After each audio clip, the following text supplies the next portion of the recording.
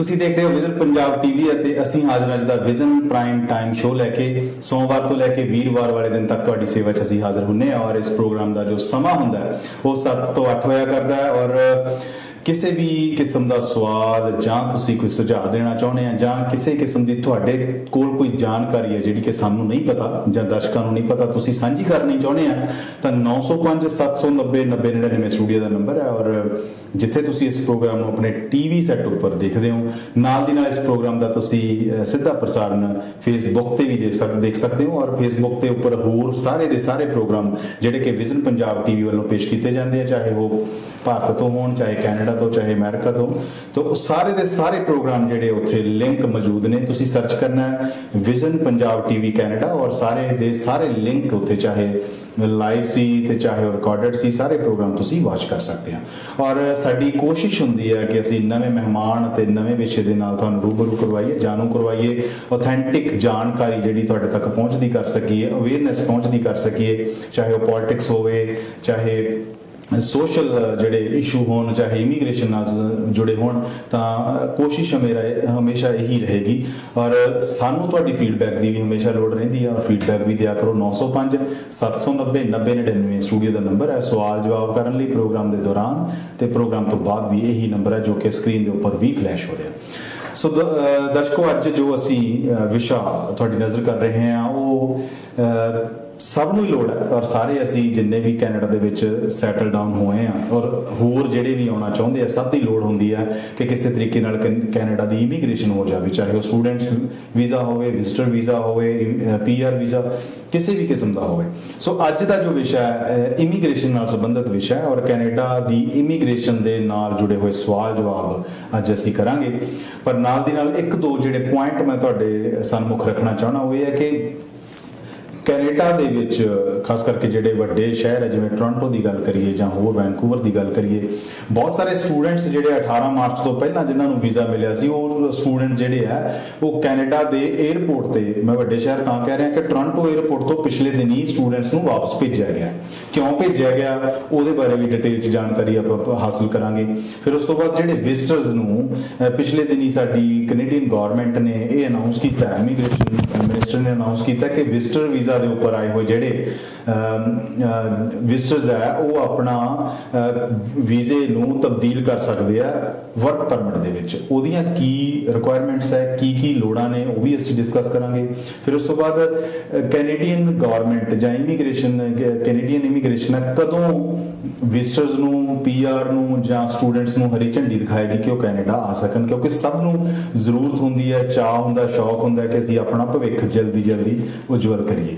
ਸੋ ਸਾਰੇ ਸਵਾਲਾਂ ਦਾ ਅੱਜ ਜਵਾਬ ਦੇਣ ਦੇ ਲਈ ਅੱਜ ਉਚੇਚੇ ਤੌਰ ਤੇ ਸਟੂਡੀਓ ਦੇ ਵਿੱਚ ਆਏ ਨੇ ਗਗਨ ਲੁਥਰਾ ਔਰ ਉਹਨਾਂ ਦਾ ਸਵਾਗਤ ਕਰਦੇ ਹਾਂ। ਬਹੁਤ ਬਹੁਤ ਸਵਾਗਤ ਹੈ ਜੀ ਤੁਹਾਡਾ। ਸਭ ਤੋਂ ਪਹਿਲਾਂ ਜੀ ਵਾਹਿਗੁਰੂ ਜੀ ਦਾ ਖਾਲਸਾ, ਵਾਹਿਗੁਰੂ ਜੀ ਦੀ ਫਤਿਹ। ਰਮਨ ਜੀ, ਬਹੁਤ ਦਿਲੋਂ ਧੰਨਵਾਦੀ ਹਾਂ ਕਿ ਤੁਸੀਂ ਆਪਣੇ ਟਾਈਮ ਵਿੱਚ ਥੋੜਾ ਜਿਹਾ ਟਾਈਮ ਮੇਰੇ ਵਾਸਤੇ ਕੱਢਿਆ ਸੋ ਦੈਟ ਮੈਂ ਇਸ ਪਲੇਟਫਾਰਮ ਦੇ ਰਾਹੀਂ ਲੋਕਾਂ ਤੱਕ ਇੱਕ ਅਵੇਅਰਨੈਸ ਪਹੁੰਚਾ ਸਕਾਂ ਕਿ ਇੰਡੀਆ ਤੋਂ ਕੈਨੇਡਾ ਜਾਂ ਕੈਨੇਡਾ ਦੇ ਵਿੱਚ ਜਿਹੜੀਆਂ ਹਰਡਲਸ ਆਉਂਦੀਆਂ ਨੇ ਉਹਨਾਂ ਕੋਲੋਂ ਬੰਦਾ ਕਿੱਦਾਂ ਬਚ ਸਕਦਾ ਹੈ।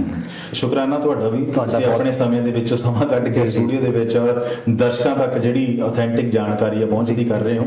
ਸੋ ਮੈਂ ਦਰਸ਼ਕਾਂ ਨੂੰ ਦੱਸ ਦਵਾਂ ਕਿ ਪ੍ਰੋਗਰਾਮ ਦੇ ਦੌਰਾਨ ਜੇ ਕੋਈ ਕਾਲ ਕਰਨੀ ਚਾਹੁੰਦੇ ਹੋ ਉਹੀ ਨੰਬਰ 905 790 9099 ਔਰ ਗਗਨ ਲੁਥਰਾ ਤੋਂ ਤੁਸੀਂ ਡਾਇਰੈਕਟ ਸਵਾਲ ਜਵਾਬ ਕਰ ਸਕਦੇ ਹੋ। ਔਰ ਇਹਨਾਂ ਦਾ ਪਿਛਲੇ ਲੰਮੇ ਸਮੇਂ ਤੋਂ ਤਜਰਬਾ ਹੈ। ਔਰ ਮੈਂ ਨਾਲ ਦੀ ਨਾਲ ਇਹ ਵੀ ਦੱਸ ਦਵਾਂ ਕਿ ਭਾਰਤ ਦੇ ਵਿੱਚ, ਪੰਜਾਬ ਦੇ ਵਿੱਚ ਜਲੰਧਰ ਵਿਖੇ ਇਹਨਾਂ ਦੇ ਜਿਹੜੇ ਆਫਿਸਸ ਹੈ ਇਮੀਗ੍ਰੇਸ਼ਨ ਕੰਸਲਟੈਂਟ ਦੇ ਔਰ ਬਕਾਇਦਾ ਲਾਇਸੈਂਸ ਪਰਸਨ ਨੇ ਔਰ ਕੈਨੇਡਾ ਦੇ ਵਿੱਚ ਵੀ ਪ੍ਰੈਕਟਿਸ ਕਰ ਰਹੇ ਨੇ, ਕੈਨੇਡਾ ਦੇ ਵਿੱਚ ਵੀ ਔਰ ਭਾਰਤ ਦੇ ਵਿੱਚ, ਪੰਜਾਬ ਦੇ ਵਿੱਚ ਵੀ। ਜੇ ਤੁਹਾਡਾ ਕੋਈ ਪੰਜਾਬ ਦੇ ਵਿੱਚ ਬੈਠਾ ਹੈ, ਕੋਈ ਰਿਸ਼ਤੇਦਾਰ ਜਾਂ ਕੋਈ ਸਾਕ ਸੰਬੰਧੀ ਜਿਹੜਾ ਕਿ ਸਟੂਡੈਂਟ ਵੀਜ਼ਾ ਉੱਪਰ ਆਉਣਾ ਚਾਹੁੰਦਾ ਹੈ, ਵਿਜ਼ਟਰ ਵੀਜ਼ਾ ਉੱਪਰ ਆਉਣਾ ਚਾਹੁੰਦਾ ਹੈ, ਤਾਂ ਇਹਨਾਂ ਦੇ ਨੰਬਰ ਅਨਾਉਂਸ ਕਰਾਂਗੇ, ਤੁਸੀਂ ਨੰਬਰ ਨੋਟ ਕਰ ਲੈਣਾ ਔਰ ਇਹਨਾਂ ਦੀ ਜਾਣਕਾਰੀ ਤੋਂ ਤੁਹਾਨੂੰ ਪਤਾ ਲੱਗ ਜਾਏਗਾ ਕਿ ਵੀ ਇਹ ਕਿੰਨਾ ਕੁ ਹੀ ਚੰਗਾ ਕੰਮ ਕਰਦੇ ਨੇ ਤੇ ਕਰਦੇ ਆ ਰਹੇ ਨੇ।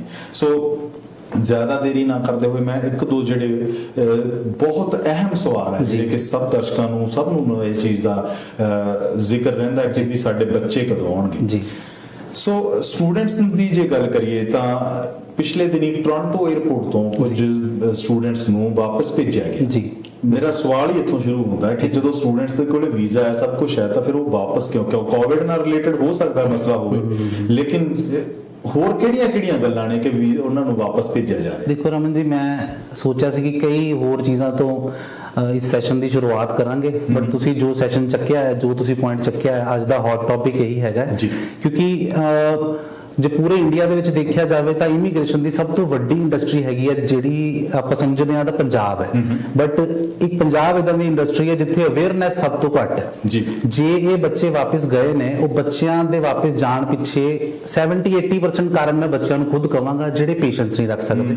ਰੱਬ ਅਸੀਂ ਗੀਤਾ ਪੜ੍ਹ ਲਈਏ, ਕੁਰਾਨ ਪੜ੍ਹ ਲਈਏ, ਅਸੀਂ ਆਪਣੇ ਬਾਬੇ ਦੀ ਕੋਈ ਬਾਣੀ ਪੜ੍ਹ ਲਈਏ, ਹਰ ਜਗ੍ਹਾ ਲਿਖਿਆ ਕਿ ਜੇ ਤੁਸੀਂ ਬੰਦਾ ਪੇਸ਼ੈਂਸ ਰੱਖਦਾ ਹੈ, ਜੇ ਬੰਦਾ ਸਬਰ ਰੱਖ ਸਕਦਾ, ਸਬਰ ਨਾਲ ਸਾਰਾ ਕੁਝ ਮਿਲਦਾ। ਸਹਿਜ ਪਾ ਕੇ ਜੇ ਅਸੀਂ ਚੀਜ਼ਾਂ ਦੇ ਪਿੱਛੇ ਤੇਜ਼ ਭੱਜਾਂਗੇ, ਜੇ ਰਫ਼ਤਾਰ ਤੇਜ਼ ਰੱਖਾਂਗੇ ਤਾਂ ਉਨਾ ਜ਼ਿਆਦਾ ਸਾਡਾ ਨੁਕਸਾਨ ਹੁੰਦਾ ਹੈ। ਸੋ ਇਹਨਾਂ ਜਿਹੜੇ ਬੱਚੇ ਵਾਪਸ ਗਏ ਨੇ, ਇਹਨਾਂ ਚੋਂ ਕੁਝ ਇੱਕ ਬੱਚੇ ਇਦਾਂ ਦੇ ਵੀ ਨੇ ਜਿਨ੍ਹਾਂ ਨਾਲ ਸਾਡੀ ਟੀਮ ਦੀ ਗੱਲ ਹੋਈ ਹੈ, ਅਸੀਂ ਸਰਵੇ ਕਰਨ ਦੀ ਕੋਸ਼ਿਸ਼ ਕੀਤੀ ਕਿ ਕੀ ਪ੍ਰੋਬਲਮ ਆਈ ਹੈ।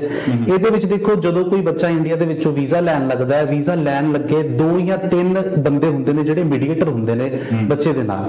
ਬੱਚਾ ਕੁਝ ਇੱਕ ਸਟੈਪਸ ਫੋਲੋ ਕਰਦਾ ਹੈ ਤਾਂ ਬੱਚੇ ਨੂੰ ਵੀਜ਼ਾ ਮਿਲਦਾ ਹੈ। ਸਟੈਪਸ ਫੋਲੋ ਕਰਨ ਲਈ ਬੱਚਾ ਸਭ ਤੋਂ ਪਹਿਲਾਂ ਮੇਰੇ ਤੁਹਾਡੇ ਵਰਗੇ ਨੂੰ ਟੀਵੀ ਦੇ ਵਿੱਚ ਦੇਖਦਾ ਹੈ, ਚਾਹੇ ਉਹ ਏਜੰਟ ਮਾੜਾ ਹੋਵੇ, ਚਾਹੇ ਉਹ ਏਜੰਟ ਚੰਗਾ ਹੋਵੇ। ਬੱਚੇ ਨੂੰ ਜਿਹੜਾ ਚੰਗਾ ਲੱਗਾ, ਸਾਡੇ ਪੰਜਾਬ ਦੇ ਵਿੱਚ ਇੱਕ ਬਹੁਤ ਅਲੱਗ ਤਰ੍ਹਾਂ ਦਾ ਸਿਸਟਮ ਚੱਲਦਾ ਹੈ ਮੀਡੀਆ ਦਾ, ਇੱਥੇ ਨਾਲੋਂ ਬਹੁਤ ਡਿਫਰੈਂਟ। ਉੱਥੇ ਭੇਡ ਚਾਲ ਬਹੁਤ ਜ਼ਿਆਦਾ ਹੈ, ਜਿਹੜੀ ਚੀਜ਼ ਨੂੰ ਜਿੰਨਾ ਕਲਰਫੁਲ ਦਿਖਾਉਂਦੇ ਨੇ, ਜਿੰਨਾ ਸੌਖਾ ਦਿਖਾਉਂਦੇ ਨੇ, ਉਨਾ ਸੌਖਾ ਬੰਦਾ ਭਜਦਾ ਹੈ। ਅੱਜ ਕੱਲ ਸਾਡੇ ਉੱਥੇ ਕਲਚਰ ਚੱਲਦਾ ਪਿਆ ਕਿ ਫੀਸ ਆਫਟਰ ਵੀਜ਼ਾ, ਚਲੋ ਉਸ ਮੁੱਦੇ ਤੇ ਅਸੀਂ ਬਾਅਦ ਚ ਆਵਾਂਗੇ।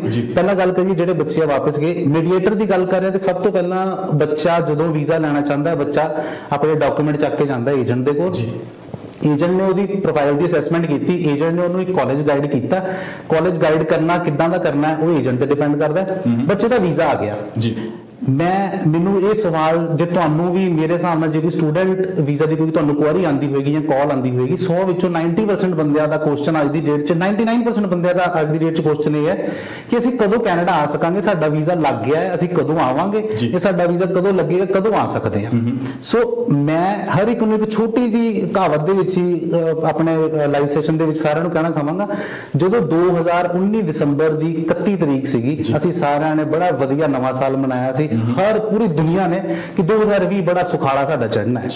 ਨੇਚਰ ਨੂੰ ਪਤਾ ਸੀ ਜਾਂ ਰੱਬ ਨੂੰ ਪਤਾ ਸੀ ਕਿ 2020 ਸਾਲ ਜਿਹੜਾ ਹੈ 365 ਦਿਨ ਜਿਹੜੇ ਸਾਡੇ ਬੀਤਨੇ ਨੇ, ਆਉਣ ਵਾਲੇ 300 ਸਾਲ ਤੱਕ ਸਾਨੂੰ ਨਹੀਂ ਭੁੱਲਣ ਵਾਲੇ, ਹੈਨਾ। ਸੋ ਕੁਝ ਇੱਕ ਚੀਜ਼ਾਂ ਇਦਾਂ ਦੀਆਂ ਹੁੰਦੀਆਂ ਜਿਹੜੀਆਂ ਸਾਡੀ ਪਲੈਨਿੰਗ ਦਾ ਪਾਰਟ ਨਹੀਂ ਹੁੰਦੀਆਂ, ਅਸੀਂ ਉਹਨਾਂ ਚੀਜ਼ਾਂ ਦੇ ਵਿੱਚ ਵੜਦੇ ਹਾਂ, ਫਿਰ ਅੱਗੇ ਜਿੱਦਾਂ ਦਾ ਮਾਹੌਲ ਬਣਿਆ ਹੋਇਆ ਉਹਦੇ ਅਕੋਰਡਿੰਗ ਸਾਨੂੰ ਚੱਲਣਾ ਪੈਂਦਾ। ਕਿਤੇ ਨਾ ਕਿਤੇ ਇਹ ਬੱਚਿਆਂ ਦੇ ਵਾਪਸ ਜਾਣ ਪਿੱਛੇ ਬਹੁਤ ਵੱਡਾ ਕਾਰਨ ਬੱਚੇ ਆਪ ਨੇ। ਮੈਨੂੰ ਕੋਈ ਵੀ ਇੱਕ ਵਾਰੀ ਪੁੱਛਦਾ ਸੀ, ਮੈਂ ਹਰ ਇੱਕ ਨੂੰ ਇਹ ਕਹਿਣਾ ਸੀ ਕਿ ਪੇਸ਼ੈਂਸ ਰੱਖੋ। ਪ੍ਰੋਬਲਮ ਕੀ ਹੈ ਅੱਜ ਦੀ ਡੇਟ 'ਚ? ਮੈਂ ਇੱਥੇ ਆਇਆ, ਮੈਂ ਪਰਮਾਨੈਂਟ ਰੈਜ਼ੀਡੈਂਟ ਹਾਂ, ਮੈਂ ਇੱਥੇ ਆਇਆ, ਮੈਂ ਕਿਉਂ ਆਇਆ? ਮੇਰੀ ਫੈਮਿਲੀ ਇੱਥੇ ਸੀ, ਮੇਰੇ ਕੋਲ ਕੋਈ ਡਾਕੂਮੈਂਟਰੀ ਪ੍ਰੂਫ ਸੀਗਾ, ਮੈਨੂੰ ਅੱਗੇ ਹੱਥ ਫੜਨ ਵਾਲਾ ਕੋਈ ਬੰਦਾ ਸੀ ਕਿ ਇਹ ਬੰਦਾ ਮੇਰੇ ਕੋਲ ਆਣਾ ਜ਼ਰੂਰੀ ਹੈਗਾ। ਹੁਣ ਇੱਕ ਕਾਲਜ ਨੇ ਜੇ ਬੱਚੇ ਨੂੰ ਕੋਈ ਰਿਟਨ 'ਚ ਐਕਨੋਲਜਮੈਂਟ ਨਹੀਂ ਦਿੱਤੀ, ਜਾਂ ਇੱਕ ਏਜੰਟ ਫੇਲ ਹੋ ਗਿਆ ਇਸ ਚੀਜ਼ ਦੇ ਵਿੱਚ ਕਿ ਬੱਚੇ ਨੂੰ ਪ੍ਰੋਵਾਈਡ ਨਹੀਂ ਕਰਵਾ ਪਾਇਆ, ਉਹਦੇ ਵਿੱਚ ਨਾ ਤਾਂ ਅਸੀਂ 에ਅਰਲਾਈਨਸ ਦੀ ਗਲਤੀ ਕੱਢਾਂਗੇ, ਨਾ ਕੈਨੇਡਾ ਇਮੀਗ੍ਰੇਸ਼ਨ ਦੀ ਗਲਤੀ ਕੱਢ ਸਕਦੇ ਹਾਂ, ਨਾ ਇੰਡੀਆ 'ਚ ਜਿਨ੍ਹਾਂ ਨੇ ਇਮੀਗ੍ਰੇਸ਼ਨ ਕਰਾਈ ਹੈ, ਬੋਰਡਿੰਗ ਕੀਤੀ ਹੈ, ਉਹਨਾਂ ਦੀ ਗਲਤੀ ਕੱਢ ਸਕਦੇ। ਸੋ ਇਹਦੇ ਪਿੱਛੇ ਸਭ ਤੋਂ ਵੱਡਾ ਕਾਰਨ ਹੈ ਸਬਰ। ਇਹਨਾਂ ਹਰਡਲਸ ਤੋਂ ਦੇ ਬੱਚੇ ਨੇ ਨਿਕਲਣਾ ਹੈ ਤਾਂ ਉਹਦਾ ਵੀ ਸਭ ਤੋਂ ਵੱਡਾ ਸੋਲੂਸ਼ਨ ਹੈ ਸਬਰ। ਇਸ ਟਾਈਮ ਪੇਸ਼ੈਂਸ ਸਭ ਤੋਂ ਵੱਡਾ ਰੋਲ ਅਦਾ ਕਰੇਗਾ ਇਹ ਸਾਰੇ ਮਾਹੌਲ ਦੇ ਵਿੱਚ। ਬਿਲਕੁਲ। ਸੋ ਇਹਦਾ ਮਤਲਬ ਇਹ ਹੋਇਆ ਕਿ ਜਿਹੜੇ ਸਾਡੇ ਇਮੀਗ੍ਰੇਸ਼ਨ ਆਫੀਸਰ ਬੈਠੇ ਹੁੰਦੇ ਆ ਤਾਂ ਉਹਨਾਂ ਨੇ ਦੇਖਣਾ, ਜਿਹੜੇ ਮਾਪਦੰਡ ਉਹਨਾਂ ਨੇ ਦੇਖਣੇ ਆ ਕਿ ਜਿਹੜਾ ਬੱਚਾ ਹੈ ਉਹਦੇ ਕੋਲੇ ਪ੍ਰੋਪਰ ਜਿਹੜੀ ਪੇਪਰ ਵਰਕ ਹੈਗਾ, ਡਾਕੂਮੈਂਟੇਸ਼ਨ ਜਿਹੜੀ ਹੈਗੀ ਹੈ, ਫਿਰ ਉਸ ਤੋਂ ਬਾਅਦ ਇਹ ਵੀ ਚੈੱਕ ਕਰਨਾ ਕਿ ਉਹਨੂੰ ਕੋਈ ਕੋਵਿਡ ਦੇ ਕੋਈ ਲੱਛਣ ਤਾਂ ਨਹੀਂ ਨਜ਼ਰ ਆ ਰਹੇ। ਸੋ ਇਹਦਾ ਮਤਲਬ ਇਹ ਹੈ ਕਿ ਵੀ ਤੁਸੀਂ ਜੇ ਅਗਰ ਸਹਿਜ ਦੇ ਨਾਲ ਜਾਂ ਸਬਰ ਦੇ ਨਾਲ ਤੁਸੀਂ ਆਪਣੇ ਸਾਰਾ ਕੁਝ ਚੈੱਕ ਕਰਕੇ ਆਓ ਤਾਂ ਮੈਨੂੰ ਨਹੀਂ ਲੱਗਦਾ ਕਿ ਕੈਨੇਡੀਅਨ ਗਵਰਨਮੈਂਟ ਜਾਂ ਇਮੀਗ੍ਰੇਸ਼ਨ ਸਾਡੇ ਨਾਲ ਥੋੜੀ ਤੁਹਾਨੂੰ ਟੋਕ ਰਹੇ ਹਾਂ, ਸਾਡੇ ਬੰਦਿਆਂ 'ਚ ਨਾ ਬਹੁਤ ਵੱਡੀ ਇੱਕ ਪ੍ਰੋਬਲਮ ਹੁੰਦੀ ਹੈ। ਅਸੀਂ ਪੰਜਾਬੀ ਕਮਿਊਨਿਟੀ ਦੀ ਹਾਂ, ਹਨਾ, ਤੇ ਪ੍ਰੋਬਲਮ ਇਹ ਹੁੰਦੀ ਕਿ ਅਸੀਂ ਸਬਰ ਕਿਉਂ ਨਹੀਂ ਰੱਖ ਪਾਉਂਦੇ। ਸਾਨੂੰ ਇਦਾਂ ਲੱਗਦਾ ਕਿ ਅਸੀਂ ਜਿਹੜੇ ਬੰਦੇ ਨੂੰ ਜਿੱਥੇ ਪੈਸੇ ਤਾਰ ਦਿੱਤੇ ਨਾ, ਅਸੀਂ ਉਹ ਚੀਜ਼ ਨੂੰ ਖਰੀਦ ਲਿਆ। ਅਸੀਂ ਕਾਲਜ ਨੂੰ 10 ਲੱਖ ਰੁਪਇਆ ਫੀਸ ਤਾਰ ਦਿੱਤੀ, ਅਸੀਂ GIC ਤਾਰ ਦਿੱਤਾ, ਅਸੀਂ ਤਾਂ ਜੀ ਕੈਨੇਡਾ ਇਮੀਗ੍ਰੇਸ਼ਨ ਸਾਡੀ ਹੋ ਗਈ, ਸਾਨੂੰ ਕਿੱਦਾਂ ਰੋਕ ਸਕਦੇ? ਪਰ ਇੱਕ ਮਾਪਦੰਡ ਨੇ, ਇੱਕ ਇਮੀਗ੍ਰੇਸ਼ਨ ਤੇ ਬਾਰਡਰ ਏਜੰਸੀ ਤੇ ਜਿਹੜਾ ਇਮੀਗ੍ਰੇਸ਼ਨ ਆਫੀਸਰ ਬੈਠਾ ਹੈ, ਉਹ ਇੰਡੀਆ ਵਾਲੇ ਇਮੀਗ੍ਰੇਸ਼ਨ ਆਫੀਸਰ ਤੋਂ ਵੀ ਉੱਤੇ ਹੈ ਕਿ ਤੁਹਾਨੂੰ ਉਹਨੇ ਕੰਟਰੀ 'ਚ ਸਟੈਪ ਇਨ ਕਰਨ ਦੇਣਾ ਜਾਂ ਸਟੈਪ ਇਨ ਨਹੀਂ ਕਰਨ ਦੇਣਾ। ਇੱਥੇ ਬੱਚੇ ਦਾ ਆਪਣਾ ਰੋਲ ਸ਼ੁਰੂ ਹੁੰਦਾ। ਇੱਕ ਬੱਚਾ ਜੇ ਭਾਜੀ ਸਟੂਡੈਂਟ ਵੀਜ਼ਾ ਲੈ ਕੇ ਆਉਂਦਾ, ਇੱਕ ਬੇਸਿਕ ਚੀਜ਼ ਹੈ ਇੱਕ ਸਟੂਡੈਂਟ ਵੀਜ਼ਾ ਕਿਹਨੂੰ ਮਿਲਦਾ ਹੈ? ਜਿਹਨੇ ਪੜ੍ਹਾਈ ਕਰਨ ਆਣਾ ਹੈ। ਪੜ੍ਹਾਈ ਕਰਨ ਕੌਣ ਆਂਦਾ? ਜਿਹਨੇ ਇੰਡੀਆ 'ਚ ਪੜ੍ਹਾਈ ਕੀਤੀ ਹੈ। ਤੇ ਜੇ ਪੜ੍ਹਾਈ ਕਰਨ ਤੋਂ ਬਾਅਦ ਪੜ੍ਹਾਈ ਕਰਨ ਇੱਥੇ ਆਣਾ ਤੇ ਬੇਸਿਕ ਸਾਇੰਸ ਦੀਆਂ ਚੀਜ਼ਾਂ ਉਹ ਬੱਚਾ ਨਾਲ ਨਹੀਂ ਰੱਖ ਸਕਦਾ, ਬੇਸਿਕ ਬੱਚਾ ਨੌਲੇਜ ਨਹੀਂ ਰੱਖ ਸਕਦਾ, ਤਾਂ ਉਹਨੂੰ ਕਿੱਦਾਂ ਐਂਟਰੀ ਮਿਲੇਗੀ? ਤੁਸੀਂ ਮੇਰਾ ਪੁਆਇੰਟ ਸਮਝ ਰਹੇ ਹੋ? ਇਮੀਗ੍ਰੇਸ਼ਨ 'ਚ ਮੈਂ ਹੁਣ ਅੱਜ ਤੋਂ 3 ਮਹੀਨੇ ਪਹਿਲਾਂ ਇੱਥੇ ਆਇਆ, ਮੇਰੇ ਨਾਲ ਫਲਾਈਟ ਦੇ ਵਿੱਚ 100 ਦੇ ਵਿੱਚੋਂ ਤੁਸੀਂ ਲਗਾ ਲਓ 20% ਸਟੂਡੈਂਟ ਸੀ। ਮੈਨੂੰ ਆਦਤ ਹੈਗੀ ਮੈਂ ਚੀਜ਼ਾਂ ਨੂੰ ਐਕਸਪਲੋਰ ਕਰਦਾ, ਸਿੱਖਣ ਦੀ ਕੋਸ਼ਿਸ਼ ਕਰਦਾ। ਮੈਂ ਬੱਚਿਆਂ ਨੂੰ ਪੁੱਛਿਆ ਕਿ ਐਂਟਰੀ ਨਹੀਂ ਮਿਲ ਰਹੀ ਐਜ਼ ਪਰ ਕੈਨੇਡਾ ਸਰਕਾਰ, ਐਜ਼ ਪਰ ਉਹਨਾਂ ਦੀ ਵੈਬਸਾਈਟ ਜਿਹੜੀ ਹੈਗੀ ਹੈ, ਐਜ਼ ਪਰ ਇਮੀਗ੍ਰੇਸ਼ਨ ਪਾਲਿਸੀਜ਼ ਤੁਹਾਨੂੰ ਐਂਟਰੀ ਨਹੀਂ ਮਿਲਣੀ, ਤੁਹਾਨੂੰ ਕਿੱਦਾਂ ਐਂਟਰੀ ਮਿਲਦੀ? ਮੈਨੂੰ ਇੱਕ ਲੜਕੀ ਮੇਰੇ ਨਾਲ ਹੀ ਬੈਠੀ ਸੀ, ਉਹਨੇ ਜਾਣਾ ਸੀ ਸਸਕੈਚੁਅਨ, ਉਹਨੇ ਮੈਨੂੰ ਲੈਟਰਸ ਦਿਖਾਈਆਂ, ਕਮ ਸੇ ਕਮ 10 ਪੇਜਾਂ ਦੀ ਲੈਟਰ ਉਹਨੂੰ ਕਾਲਜ ਨੇ ਭੇਜੀ ਹੈ, 10 ਤਰ੍ਹਾਂ ਦੇ ਐਫੀਡੇਵਿਟ ਉਹਨੇ ਨਾਲ ਬਣਾਏ ਹੈ, ਮੈਡੀਕਲ ਸਰਟੀਫਿਕੇਟ ਆਪਣਾ ਨਾਲ ਬਣਾਇਆ। ਮੈਡੀਕਲ ਸਰਟੀਫਿਕੇਟ ਕਿਸ ਅਕੋਰਡਿੰਗ ਬਣਾਇਆ ਹੈ? ਅੱਜ ਦੀ ਡੇਟ 'ਚ WHO ਦੀ ਗਾਈਡਲਾਈਨਸ ਹੈਗੀਆਂ, ਇਹ ਬੱਚੇ ਆਪ ਵੀ ਪੜ੍ਹ ਸਕਦੇ ਨੇ। ਤੁਸੀਂ ਇੱਕ ਕੰਟਰੀ ਤੋਂ ਦੂਸਰੀ ਕੰਟਰੀ ਦੇ ਵਿੱਚ ਸਟੈਪ ਇਨ ਕਰਨਾ ਹੈ, ਤੁਹਾਡੇ ਕੋਲ ਉਸ ਟਾਈਮ ਜੇ ਤੁਸੀਂ ਮੈਡੀਕਲ ਪ੍ਰੋਬਲਮਸ ਤੋਂ ਬਚਣਾ ਹੈ ਤਾਂ ਤੁਹਾਡੇ ਕੋਲ ਉਸ ਟਾਈਮ ਜਿਹੜਾ ਮੈਡੀਕਲ ਸਰਟੀਫਿਕੇਟ ਹੋਵੇ ਉਹ ਕਮ ਸੇ ਕਮ 96 ਆਵਰਸ ਤੋਂ ਪੁਰਾਣਾ ਨਹੀਂ ਹੋਣਾ ਚਾਹੀਦਾ। ਜਦੋਂ ਤੁਸੀਂ ਇੱਕ ਕੰਟਰੀ ਦੇ ਵਿੱਚ ਐਂਟਰ ਕਰਦੇ ਪਿਓ, ਤੁਹਾਡਾ ਜਿਹੜਾ ਮੈਡੀਕਲ ਸਰਟੀਫਿਕੇਟ ਹੈ, ਮੈਡੀਕਲ ਜਿਹੜਾ ਹੋਇਆ ਤੁਹਾਡੀ ਪੋਜ਼ਿਟਿਵ ਨੈਗੇਟਿਵ ਜਿੱਦਾਂ ਆਈ ਹੈ, ਤਾਂ ਉਹ 96 ਆਵਰਸ ਪੁਰਾਣਾ ਨਾ ਹੋਵੇ। ਸੋ ਇਹ ਛੋਟੇ ਛੋਟੇ ਪੁਆਇੰਟਸ ਹੁੰਦੇ ਨੇ। ਇਮੀਗ੍ਰੇਸ਼ਨ ਆਫੀਸਰ ਨੇ ਇੰਡੀਆ 'ਚ ਪੰਜਾਬ 'ਚ ਕਿਸੇ ਸਟੂਡੈਂਟ ਨੂੰ ਫੋਨ ਤੇ ਤਾਂ ਦੱਸਣਾ ਨਹੀਂ, ਪਰ ਆਹ ਪੇਪਰ ਲੈ ਕੇ ਆਈ, ਉਹਨਾਂ ਕੋਲ ਟਾਈਮ ਨਹੀਂ ਹੈਗਾ, ਤੁਹਾਨੂੰ ਪਤਾ ਹੈ ਨਾ। ਇਹ ਇੱਥੇ ਵੀ ਰੋਲ ਸ਼ੁਰੂ ਹੁੰਦਾ ਮੇਰੇ ਵਰਗੇ ਕੰਸਲਟੈਂਟਸ ਦਾ, ਹੈ ਨਾ। ਹੁਣ ਕਿਤੇ ਨਾ ਕਿਤੇ ਸਾਡੇ ਕੰਸਲਟੈਂਟ ਭਰਾ ਵੀ ਲੈਕ ਕਰਦੇ ਨੇ, ਮੈਂ ਉਹਨਾਂ ਨੂੰ ਇਹ ਨਹੀਂ ਕਹਾਂਗਾ, ਕਿਉਂਕਿ ਕਈ ਚੀਜ਼ਾਂ ਇਦਾਂ ਦੀਆਂ ਹੈਗੀਆਂ ਜਿਹੜੀ ਚੀਜ਼ਾਂ ਤੋਂ ਇਹ ਕੋਵਿਡ ਕਰਕੇ ਇੱਕ ਕੰਸਲਟੈਂਟ ਵੀ ਅਵੇਅਰ ਨਹੀਂ ਹੋ ਪਾ ਰਿਹਾ, ਕਿਉਂਕਿ ਵੈਬਸਾਈਟ ਉੱਤੇ ਸਾਰੀ ਚੀਜ਼ਾਂ ਚੜ੍ਹ ਨਹੀਂ ਸਕਦੀਆਂ। ਇਮੀਗ੍ਰੇਸ਼ਨ ਇਕੱਲੇ ਨੂੰ ਫੋਨ ਕਰਕੇ ਸਮਝਾ ਨਹੀਂ ਸਕਦੀ। ਸੋ ਅਗੇਨ ਜੋ ਪਹਿਲੇ ਕੁਐਸਚਨ ਦਾ ਆਨਸਰ ਸੀਗਾ ਸਬਰ, ਇਹਦੇ 'ਚ ਵੀ ਸਬਰ ਹੈ। ਆਉਣ ਵਾਲਾ ਬੱਚਾ ਜਿਹਨੇ ਆਣਾ ਜਾਂ ਤਾਂ ਡਾਕੂਮੈਂਟੇਸ਼ਨ ਪੂਰੀ ਰੱਖੇ ਜਾਂ ਥੋੜਾ ਟਾਈਮ ਹੋਰ ਸਬਰ ਰੱਖੇ। ਅੱਛਾ, ਜਿਹੜਾ ਆਪਾਂ ਗੱਲ ਕਰਦੇ ਹਾਂ ਕਿ ਹੁਣ ਜਿਹੜੀ ਆਨਲਾਈਨ ਸਟੱਡੀ ਦਾ ਜਿਹੜਾ ਟ੍ਰੈਂਡ ਤੁਰਿਆ ਹੋਇਆ ਕੋਵਿਡ ਦੇ ਕਰਕੇ ਜੀ, ਜਦੋਂ ਆਨਲਾਈਨ ਸਟੱਡੀ ਦੀ ਗੱਲ ਕਰਦੇ ਆ ਜਾਂ ਸਟੂਡੈਂਟ ਵੀਜ਼ਾ ਦੀ ਗੱਲ ਕਰਦੇ ਆ, ਕਿਹੜੀਆਂ ਹੋਰ ਮੁਸ਼ਕਲਾਂ ਜਿਹੜੀਆਂ ਉਹ ਸਾਡੇ ਉੱਥੇ ਬੱਚਿਆਂ ਨੂੰ ਤੁਸੀਂ ਪੰਜਾਬ ਦੇ ਵਿੱਚ ਤੁਸੀਂ ਹੈਂਡਲ ਕਰਦੇ ਆ, ਟੈਕਲ ਕਰਦੇ ਆ ਇਹਨਾਂ ਚੀਜ਼ਾਂ ਨੂੰ, ਔਰ ਤੁਹਾਡੇ ਆਫਿਸ ਦੇ ਵਿੱਚ ਬਹੁਤ ਸਾਰੇ ਇਸ ਤਰ੍ਹਾਂ ਦੇ ਕੇਸ ਵੀ ਆਉਂਦੇ ਹੋਣਗੇ, ਕਿਹੜੀਆਂ ਮੁਸ਼ਕਲਾਂ ਨੇ ਜਿਹੜੀਆਂ ਉਹਨਾਂ ਨੂੰ? ਸਰ ਮੁਸ਼ਕਲਾਂ ਦੇਖੋ, ਮੈਂ ਤੁਹਾਨੂੰ ਇਦਾਂ ਦੱਸਾਂਗਾ ਕਿ ਮੇਰੇ ਕੋਲ ਮੈਜੋਰਿਟੀ ਕਲਾਇੰਟੇਜ, ਕਿਉਂਕਿ ਮੈਂ ਜਦੋਂ ਤੱਕ ਆਪਣਾ ਘਰ ਨਹੀਂ ਸੁਧਾਰ ਸਕਦਾ ਮੈਂ ਕਿਸੇ ਦਾ ਘਰ ਸੁਧਾਰਨ ਦੀ ਕਦੀ ਸਲਾਹ ਵੀ ਨਹੀਂ ਦੇ ਸਕਦਾ। ਮੇਰਾ ਏਰੀਆ ਕੀ ਹੈ, ਮੈਂ ਪੰਜਾਬ ਤੋਂ ਬਿਲੋਂਗ ਕਰਦਾ, ਮੈਨੂੰ ਪੰਜਾਬ ਦੇ ਨਾਲ ਗੁਆਂਢ ਲੱਗਦਾ ਹਰਿਆਣਾ। ਮੇਰੇ ਕੋ ਹਰਿਆਣਾ ਜਾਂ ਪੰਜਾਬ, ਮੈਕਸਿਮਮ ਦਿੱਲੀ ਤੱਕ ਦੀ ਕਲਾਇੰਟੇਜ ਹੈ। ਦਿੱਲੀ ਵੀ ਹਮਕੋ ਤੁਮਕੋ ਵਾਲਾ ਕੰਮ ਹੁੰਦਾ, ਸਾਡੇ ਨਾਲ ਮੈਚ ਨਹੀਂ ਕਰਦੀ ਕਿਉਂਕਿ ਸਾਡਾ ਸਲੈਂਗ ਡਿਫਰੈਂਟ ਹੈ ਨਾ। ਸਾਡੇ ਕੋਲ ਹਰਿਆਣੇ ਦਾ ਕਲਾਇੰਟ ਹੁੰਦਾ ਜਾਂ ਪੰਜਾਬ ਦਾ ਕਲਾਇੰਟ ਹੁੰਦਾ। ਹਰਡਲ ਕਿਹਦੇ ਕੇਸ 'ਚ ਆਣੀ ਹੈ? ਪੰਜਾਬ ਦੇ ਵਿੱਚ ਏਜੰਟ ਇੱਕ ਸਟੂਡੈਂਟ ਨੂੰ ਇਹ ਸਮਝਾਉਣ ਵਾਸਤੇ ਵੀ ਸਮਰਥ ਨਹੀਂ ਹੈਗਾ ਕਿ ਤੂੰ ਸਟੂਡੈਂਟ ਵੀਜ਼ਾ ਤੇ ਜਾ ਰਿਹਾ ਹੈ, ਤੂੰ ਪੜ੍ਹਾਈ ਕਰਨੀ ਹੈ। ਜੇ ਮੇਰੇ ਕੋਲ ਇੱਕ ਕਲਾਇੰਟ ਆ ਰਿਹਾ ਹੈ ਐਜੂਕੇਸ਼ਨ ਦੀ ਜਾਂ ਸਟੂਡੈਂਟ ਵੀਜ਼ਾ ਦੀ ਸਲਾਹ ਲੈਣ ਲਈ, ਤੇ ਮੈਂ ਉਹਨੂੰ ਕਹਿ ਰਿਹਾ ਯਾਰ ਤੂੰ ਉੱਥੇ ਚੱਲ ਜਾਈਂ, ਤੈਨੂੰ ਆਵਰਲੀ ਨਾ ਇੰਨੇ ਵੇਜਸ ਮਿਲਣਗੇ, ਜਾਂ ਤੂੰ ਨਾ ਜਾਂਦੇ ਹੀ ਆਹ ਵਾਲੀ ਗੱਡੀ ਲੈ ਸਕਦਾ, ਇੰਨੇ ਸਾਲ 'ਚ ਤੂੰ ਪੱਕਾ ਹੋ ਜਾਣਾ। ਮੈਂ ਇਮੀਗ੍ਰੈਂਟ ਨਹੀਂ ਭੇਜ ਰਿਹਾ, ਮੈਂ ਇੱਕ ਸਟੂਡੈਂਟ ਭੇਜ ਰਿਹਾ ਜਿਹਨੇ ਆਉਣ ਵਾਲੇ ਟਾਈਮ 'ਚ ਵਰਕ ਵੀਜ਼ਾ ਲੈਣਾ। ਇੱਕ ਪਾਇਦਾਨ ਹੈ, ਉਹਨੂੰ ਕ੍ਰਾਸ ਕਰੇਗਾ, ਆਫਟਰ ਦੈਟ ਪੀਆਰ ਤੱਕ ਪਹੁੰਚੇਗਾ। ਜੇ ਮੈਂ ਉਹਨੂੰ ਪਹਿਲਾਂ ਹੀ ਸੁਪਨਾ ਦਿਖਾ ਦਾਂਗਾ ਨਾ, ਅੱਜ ਬੱਚਾ ਕਦੀ ਮਨਾਲੀ ਤੱਕ ਨਾ ਗਿਆ ਹੋਵੇ, ਮੈਂ ਕਹਿੰਦਾ ਤੈਨੂੰ ਮੈਂ ਹਿਮਾਲय ਪਰਬਤ ਚੜਾ ਦੇਣਾ, ਉਹ ਨਹੀਂ ਹੋ ਸਕਦਾ। ਸੋ ਇਹਦਾ ਮਤਲਬ ਇਹ ਵੀ ਜਿਹੜੇ ਕੰਸਲਟੈਂਟ ਉੱਥੇ ਬੈਠੇ ਆ ਉਹ ਇੱਕ ਅਖੌਤੀ ਵੀ ਕਹਿ ਸਕਦੇ ਆ ਕਿ ਜਿਹੜੇ ਕਿ ਝੋਲਾ ਛਾਪ ਹੈਗੇ ਸਰ 99% ਔਰ ਜਿਹੜੇ ਕਿ ਸੁਪਨੇ ਦਿਖਾਉਂਦੇ। ਮੈਂ ਤੁਹਾਨੂੰ ਬੇਸਿਕ ਚੀਜ਼ ਦੱਸਦਾ, ਪਹਿਲਾਂ ਆਹ ਪੁਆਇੰਟ ਕਲੀਅਰ ਕਰ ਦਿੰਦਾ ਕਿ ਜਿਹੜੇ ਬੱਚਿਆਂ ਦੀ ਆਨਲਾਈਨ ਸਟੱਡੀ ਸ਼ੁਰੂ ਹੋਈ ਹੈ, ਸਰ ਜਿੰਨੇ ਸਟੂਡੈਂਟ ਵੀਜ਼ਾ ਤੇ ਹੀ ਆਣਾ ਹੈ, ਉਹਨੇ ਆ ਕੇ ਜਿਹਦੀ ਇੰਟੈਂਸ਼ਨ ਸਟੱਡੀ ਕਰਨ ਦੀ ਹੈ, ਉਹਦੇ ਵਾਸਤੇ ਆਨਲਾਈਨ ਕੀ ਤੇ ਉਹਦੇ ਵਾਸਤੇ ਆਫਲਾਈਨ ਕੀ। ਜੇ ਆਨਲਾਈਨ ਪੜ੍ਹਦਾ ਪਿਆ ਤੂੰ, ਜੂਨ ਜੁਲਾਈ ਦੀ ਛੁੱਟੀਆਂ 'ਚ ਵੀ ਬੱਚਾ ਘਰ ਬਹਿ ਕੇ ਪੜ੍ਹਦਾ ਹੀ ਸੀ ਨਾ। ਅੱਜ ਜੋ ਟਾਈਮ ਹੈਗਾ, ਇਹ ਟਾਈਮ ਪਤਾ ਮੈਂ ਕਿਸੇ ਬੜੇ ਸਮਝਦਾਰ ਬੰਦੇ ਦੀ ਕੋਟ ਪੜ੍ਹੀ ਸੀਗੀ ਕੋਵਿਡ ਤੋਂ ਬਾਅਦ, ਉਹਨੇ ਕਿਹਾ ਸੀ ਇਹ ਜਿਹੜਾ ਸਾਲ ਹੈ ਨਾ 2020, ਇਹ ਪੈਸੇ ਕਮਾਉਣ ਦਾ ਸਾਲ ਨਹੀਂ ਹੈ, ਇਹ ਫਿਊਚਰ ਬਾਰੇ ਸੋਚਣ ਦਾ ਸਾਲ ਨਹੀਂ ਹੈ। ਇਹ ਸਾਲ ਹੈ ਜੇ ਤੁਸੀਂ ਜਾਨ ਬਚਾ ਲਈ ਨਾ ਤਾਂ ਤੁਸੀਂ ਇਹ ਸਮਝ ਲਓ ਤੁਸੀਂ ਲੱਖਾਂ ਕਰੋੜਾਂ ਅਰਬਾਂ ਰੁਪਇਆ ਕਮਾ ਲਿਆ। ਤਾਂ ਬੱਚੇ ਨੂੰ ਇਹ ਸਮਝਣਾ ਚਾਹੀਦਾ ਕਿ ਮੈਂ ਕਹਿੰਦਾ 6 ਮਹੀਨੇ ਉਹਨਾਂ ਨੇ ਕਿਹਾ, ਇੱਕ ਸਮੈਸਟਰ ਇੰਡੀਆ ਪੜ੍ਹਨਾ, 2 ਸਮੈਸਟਰ ਵੀ ਪੜ੍ਹਨਾ, ਕੋਈ ਗੱਲ ਨਹੀਂ, ਪੜ੍ਹਦੇ ਪਏ ਆ। ਇੱਕ ਕੈਨੇਡਾ ਸਰਕਾਰ ਤੋਂ ਮਨਜ਼ੂਰ ਸ਼ੁਦਾ ਕਾਲਜ ਤੋਂ ਪੜ੍ਹਦੇ ਪਏ ਆ, ਉਹਨਾਂ ਨੇ ਤੁਹਾਨੂੰ ਸਰਟੀਫਿਕੇਸ਼ਨ ਦੇਣੀ, ਆਉਣ ਵਾਲਾ ਫਿਊਚਰ ਵਧੀਆ ਹੋ ਜਾਏਗਾ, ਹੈ ਨਾ। ਸੋ ਉਹ ਚੀਜ਼ਾਂ ਬੱਚਿਆਂ ਨੂੰ ਸਮਝਣੀਆਂ ਪੈਣੀਆਂ। ਅਗੇਨ ਥਰਡ ਪੁਆਇੰਟ ਦਾ ਆਨਸਰ ਵੀ ਸਬਰ ਹੀ ਹੈ। ਸੋ ਗਗਨ ਜੀ, ਇੱਕ ਤਾਂ ਆਪਣਾ ਨੰਬਰ ਜਿਹੜਾ ਇੱਥੋਂ ਦਾ ਅਨਾਉਂਸ ਕਰ ਦਿਓ, ਤੇ ਇੱਕ ਜਿਹੜਾ ਪੰਜਾਬ ਦੇ ਵਿੱਚ ਤੁਹਾਡਾ ਨੰਬਰ ਜੋ ਚੱਲ ਰਿਹਾ ਉਹ ਵੀ ਅਨਾਉਂਸ ਕਰ ਦਿਓ ਦਰਸ਼ਕਾਂ ਨੂੰ। ਮੇਰੇ ਜੀ ਜਲੰਧਰ ਦੇ ਵਿੱਚ 2 ਦਫ਼ਤਰ ਨੇ, ਜਿੰਨੇ ਕੋਈ ਪੰਜਾਬ ਦੇ, ਹਰਿਆਣੇ, ਪੂਰੇ ਇੰਡੀਆ 'ਚ ਕਿਸੇ ਦੀ ਕੁਆਰੀ ਹੋਏ ਜਿਹੜਾ ਮੇਰੀ ਭਾਸ਼ਾ ਸਮਝ ਸਕਦਾ। ਜਲੰਧਰ 'ਚ 2 ਦਫ਼ਤਰ ਨੇ, ਮੇਰੇ ਨੰਬਰ ਹੈਗੇ ਨੇ 9872 51067, 9872 26067। ਇਹ 2 ਮੇਰੇ ਨੰਬਰ ਹੈਗੇ ਨੇ ਇੰਡੀਆ ਦੇ। ਇਹ ਨੰਬਰ ਤੇ ਤੁਸੀਂ ਕਾਲ ਨਹੀਂ ਕਰ ਸਕਦੇ ਹੋ, ਅੱਜ ਕੱਲ ਦਾ ਕਾਲ ਬਹੁਤ ਸਸਤੀ ਹੈ ਇੰਡੀਆ 'ਚ, ਕਾਲ ਕਰ ਸਕਦੇ ਹੋ ਵੈਲ ਐਂਡ ਗੁੱਡ ਹੈ, ਕਾਲ ਨਹੀਂ ਕਰ ਸਕਦੇ ਹੋ ਹੋ ਤੁਸੀਂ ਇਸ ਨੰਬਰ ਦੇ ਉੱਤੇ ਮਿਸ ਕਾਲ ਛੱਡਣੀ ਹੈ ਜਾਂ WhatsApp ਦੇ ਉੱਤੇ ਆਪਣੀ ਪ੍ਰੋਫਾਈਲ ਸ਼ੇਅਰ ਕਰੋ, ਤੁਹਾਡੇ ਨਾਲ ਮੇਰੇ ਨਾਲ ਜੇ ਤੁਸੀਂ ਮੇਰੇ ਨਾਲ ਗੱਲ ਕਰਨੀ ਤੁਹਾਡਾ ਟਾਈਮ ਸਲੌਟ ਮੇਰੇ ਨਾਲ ਸੈੱਟ ਕਰ ਦੇਣਗੇ। ਔਰ ਜੇ ਤੁਸੀਂ ਕੈਨੇਡਾ ਦੇ ਵਿੱਚ ਮੈਨੂੰ ਅਪਰੋਚ ਕਰਨਾ ਚਾਹੁੰਦੇ ਹੋ ਕਿਸੇ ਵੀ ਤਰ੍ਹਾਂ ਦੀ ਸਲਾਹ ਲੈਣ ਲਈ, ਮੈਂ ਨਹੀਂ ਕਹਿੰਦਾ ਕੋਈ ਵੀਜ਼ਾ ਕਰਵਾਉਣ ਲਈ, ਮੈਂ ਨਹੀਂ ਕਹਿੰਦਾ ਕੋਈ ਮੈਨੂੰ ਪੈਸੇ ਦੇਣ ਲਈ ਜਾਂ ਮੇਰੇ ਕੋਲ ਪੈਸੇ ਲੈਣ ਲਈ, ਮੇਰੇ ਕੋਲੋਂ ਕੋਈ ਸਲਾਹ ਲੈਣੀ ਹੈ, ਮੇਰਾ ਕੰਸਲਟਿੰਗ ਬਿਜ਼ਨਸ ਹੈ, ਸਲਾਹ ਲੈਣ ਲਈ ਕੋਈ ਕਾਲ ਕਰਨੀ 4163016650 ਨੰਬਰ ਤੇ ਤੁਸੀਂ ਮੈਨੂੰ ਕਾਲ ਕਰ ਸਕਦੇ ਜੀ। ਸੋ ਗਗਨ ਜੀ, ਹੋਰ ਵੀ ਜਿਹੜੇ ਸਟੂਡੈਂਟਸ ਦੇ ਨਾਲ ਜੁੜੇ ਹੋਏ ਮੁੱਦੇ ਨੇ, ਵਿਜ਼ਟਰਸ ਦੇ ਨਾਲ ਜੁੜੇ ਹੋਏ ਮੁੱਦੇ ਨੇ, ਉਹਨਾਂ ਉੱਪਰ ਵੀ ਚਰਚਾ ਕਰਾਂਗੇ। ਜਿਹੜਾ ਪਿਛਲੇ ਦਿਨੀ ਜਿਹੜਾ ਮਾਨਯੋਗ ਸਾਡੇ ਇਮੀਗ੍ਰੇਸ਼ਨ ਮਿਨਿਸਟਰ ਨੇ ਅਨਾਉਂਸ ਕੀਤਾ ਕਿ ਵੀ ਜਿੰਨੇ ਵੀ ਵਿਜ਼ਟਰ ਇੱਥੇ ਆਏ ਹੋਏ ਆ ਔਰ ਕੋਵਿਡ ਕਰਕੇ ਇੱਥੇ ਫਸੇ ਰਹਿ ਗਏ, ਜਿਨ੍ਹਾਂ ਦਾ ਵੀਜ਼ਾ 24 ਤੱਕ ਜਿਹੜਾ ਐਕਸਪਾਇਰ ਨਹੀਂ ਹੋਇਆ, ਤਾਂ ਉਹ ਜਿਹੜਾ ਵਰਕ ਪਰਮਿਟ ਹੈ ਉਹਦੀ ਸਹੂਲਤ ਉਹ ਪ੍ਰਾਪਤ ਕਰ ਸਕਦੇ ਆ, ਵਰਕ ਪਰਮਿਟ ਦੇ ਵਿੱਚ ਕਨਵਰਟ ਕਰ ਸਕਦੇ ਆ। ਕਿਹੜੀਆਂ ਸ਼ਰਤਾਂ ਨੇ ਜਿਹੜੀਆਂ ਉਹਨਾਂ ਨੂੰ ਪੂਰਾ ਕਰਨਾ? ਸਰ ਦੇਖੋ, ਪਹਿਲੀ ਗੱਲ ਤਾਂ ਅਸੀਂ ਅਗਰ ਵਿਜ਼ਿਟਰ ਵੀਜ਼ਾ ਦੀ ਗੱਲ ਕਰਦੇ ਹਾਂ ਤੇ ਵਿਜ਼ਿਟਰ ਵੀਜ਼ਾ ਦੀ ਜੇ ਆਊਟ ਆਫ 100 ਅਸੀਂ ਰੇਸ਼ੋ ਕੱਢੀਏ ਪੰਜਾਬ ਦੇ ਵਿੱਚੋਂ, ਆਊਟ ਆਫ 100 ਦੇ ਵਿੱਚੋਂ 70% ਬੰਦਾ ਆਂਦਾ ਹੈ ਜਿਹਨੂੰ ਉਹਦੀ ਫੈਮਿਲੀ ਜਾਂ ਉਹਦੇ ਪਰਿਵਾਰ ਦੇ ਕਿਸੇ ਬੰਦੇ ਨੇ ਬੁਲਾਇਆ, ਔਰ ਜਿਹੜੇ ਪਰਿਵਾਰ ਦੇ ਕਿਸੇ ਬੰਦੇ ਨੂੰ ਬੁਲਾਉਂਦਾ ਹੈ ਉਹਦੀ ਏਜ 40 ਪਲੱਸ ਹੋਏਗੀ ਤਾਂ ਉਹਨੂੰ ਵੀਜ਼ਾ ਮਿਲਦਾ ਹੈ। ਬੰਦਾ ਇੱਥੇ ਵਿਜ਼ਿਟਰ ਤੇ ਆ ਗਿਆ, ਮੇਰੇ ਮਦਰ ਇੱਥੇ ਆਉਂਦੇ ਨੇ, ਮੇਰੇ ਮਦਰ ਇਨ ਲਾਅ ਇੱਥੇ ਹੈਗੇ ਨੇ, ਉਹ ਇੱਕ ਏਜ ਨੇ, ਮੈਂ ਕਦੀ ਨਹੀਂ ਸੋਚਾਂਗਾ ਉਹਨਾਂ ਦਾ ਵੀਜ਼ਾ ਕਨਵਰਟ ਕਰਾਉਣ ਲਈ। ਜੇ ਸਰਕਾਰ ਨੇ ਇਹ ਇੱਕ ਅਲੱਗ ਪਾਇਦਾਨ ਸਟਾਰਟ ਕੀਤਾ ਹੈ, ਉਹਦੇ ਵਿੱਚ ਕੋਈ ਪੈਰਾਮੀਟਰਸ ਨਵੇਂ ਸੈੱਟ ਨਹੀਂ ਕੀਤੇ ਉਹਨਾਂ ਨੇ, ਸਿਰਫ ਇਹ ਕੀਤਾ ਹੈ ਕਿ ਪ੍ਰੋਸੈਸਿੰਗ ਫਾਸਟ ਕੀਤੀ ਹੈ। ਅਗੇਨ ਤੁਹਾਨੂੰ LMIA ਵਗੈਰਾ ਫੇਰ ਚਾਹੀਦਾ ਹੁੰਦਾ ਹੈ, ਅਗੇਨ ਤੁਹਾਨੂੰ ਇੰਡੀਆ ਤੋਂ ਐਕਸਪੀਰੀਅੰਸ ਵੀ ਚਾਹੀਦਾ ਹੁੰਦਾ ਹੈ। ਮਤਲਬ ਜੇ ਤੁਹਾਡੇ ਕੋਲ ਹੱਥ ਦਾ ਗੁਣ ਹੈ ਤਾਂ ਤੁਸੀਂ ਇੱਥੇ ਕਾਮਯਾਬ ਹੋ ਸਕਦੇ ਹੋ। ਮਤਲਬ ਤੁਹਾਡੇ ਕੋਲ ਕੋਈ ਹੋਣਾ ਚਾਹੀਦਾ। ਉਹਨਾਂ ਨੇ ਇੱਕ ਆਪਸ਼ਨ ਐਡ ਆਨ ਕਰ ਦਿੱਤਾ। ਹੁਣ ਮੈਂ ਇੱਥੇ ਕਿਸੇ ਨੂੰ ਕਹਦਾ ਜੀ ਮੈਨੂੰ ਕੰਸਟਰਕਸ਼ਨ ਦਾ ਕੰਮ ਆਉਂਦਾ, ਜਦ ਕਿ ਮੈਨੂੰ ਨਹੀਂ ਆਉਂਦਾ।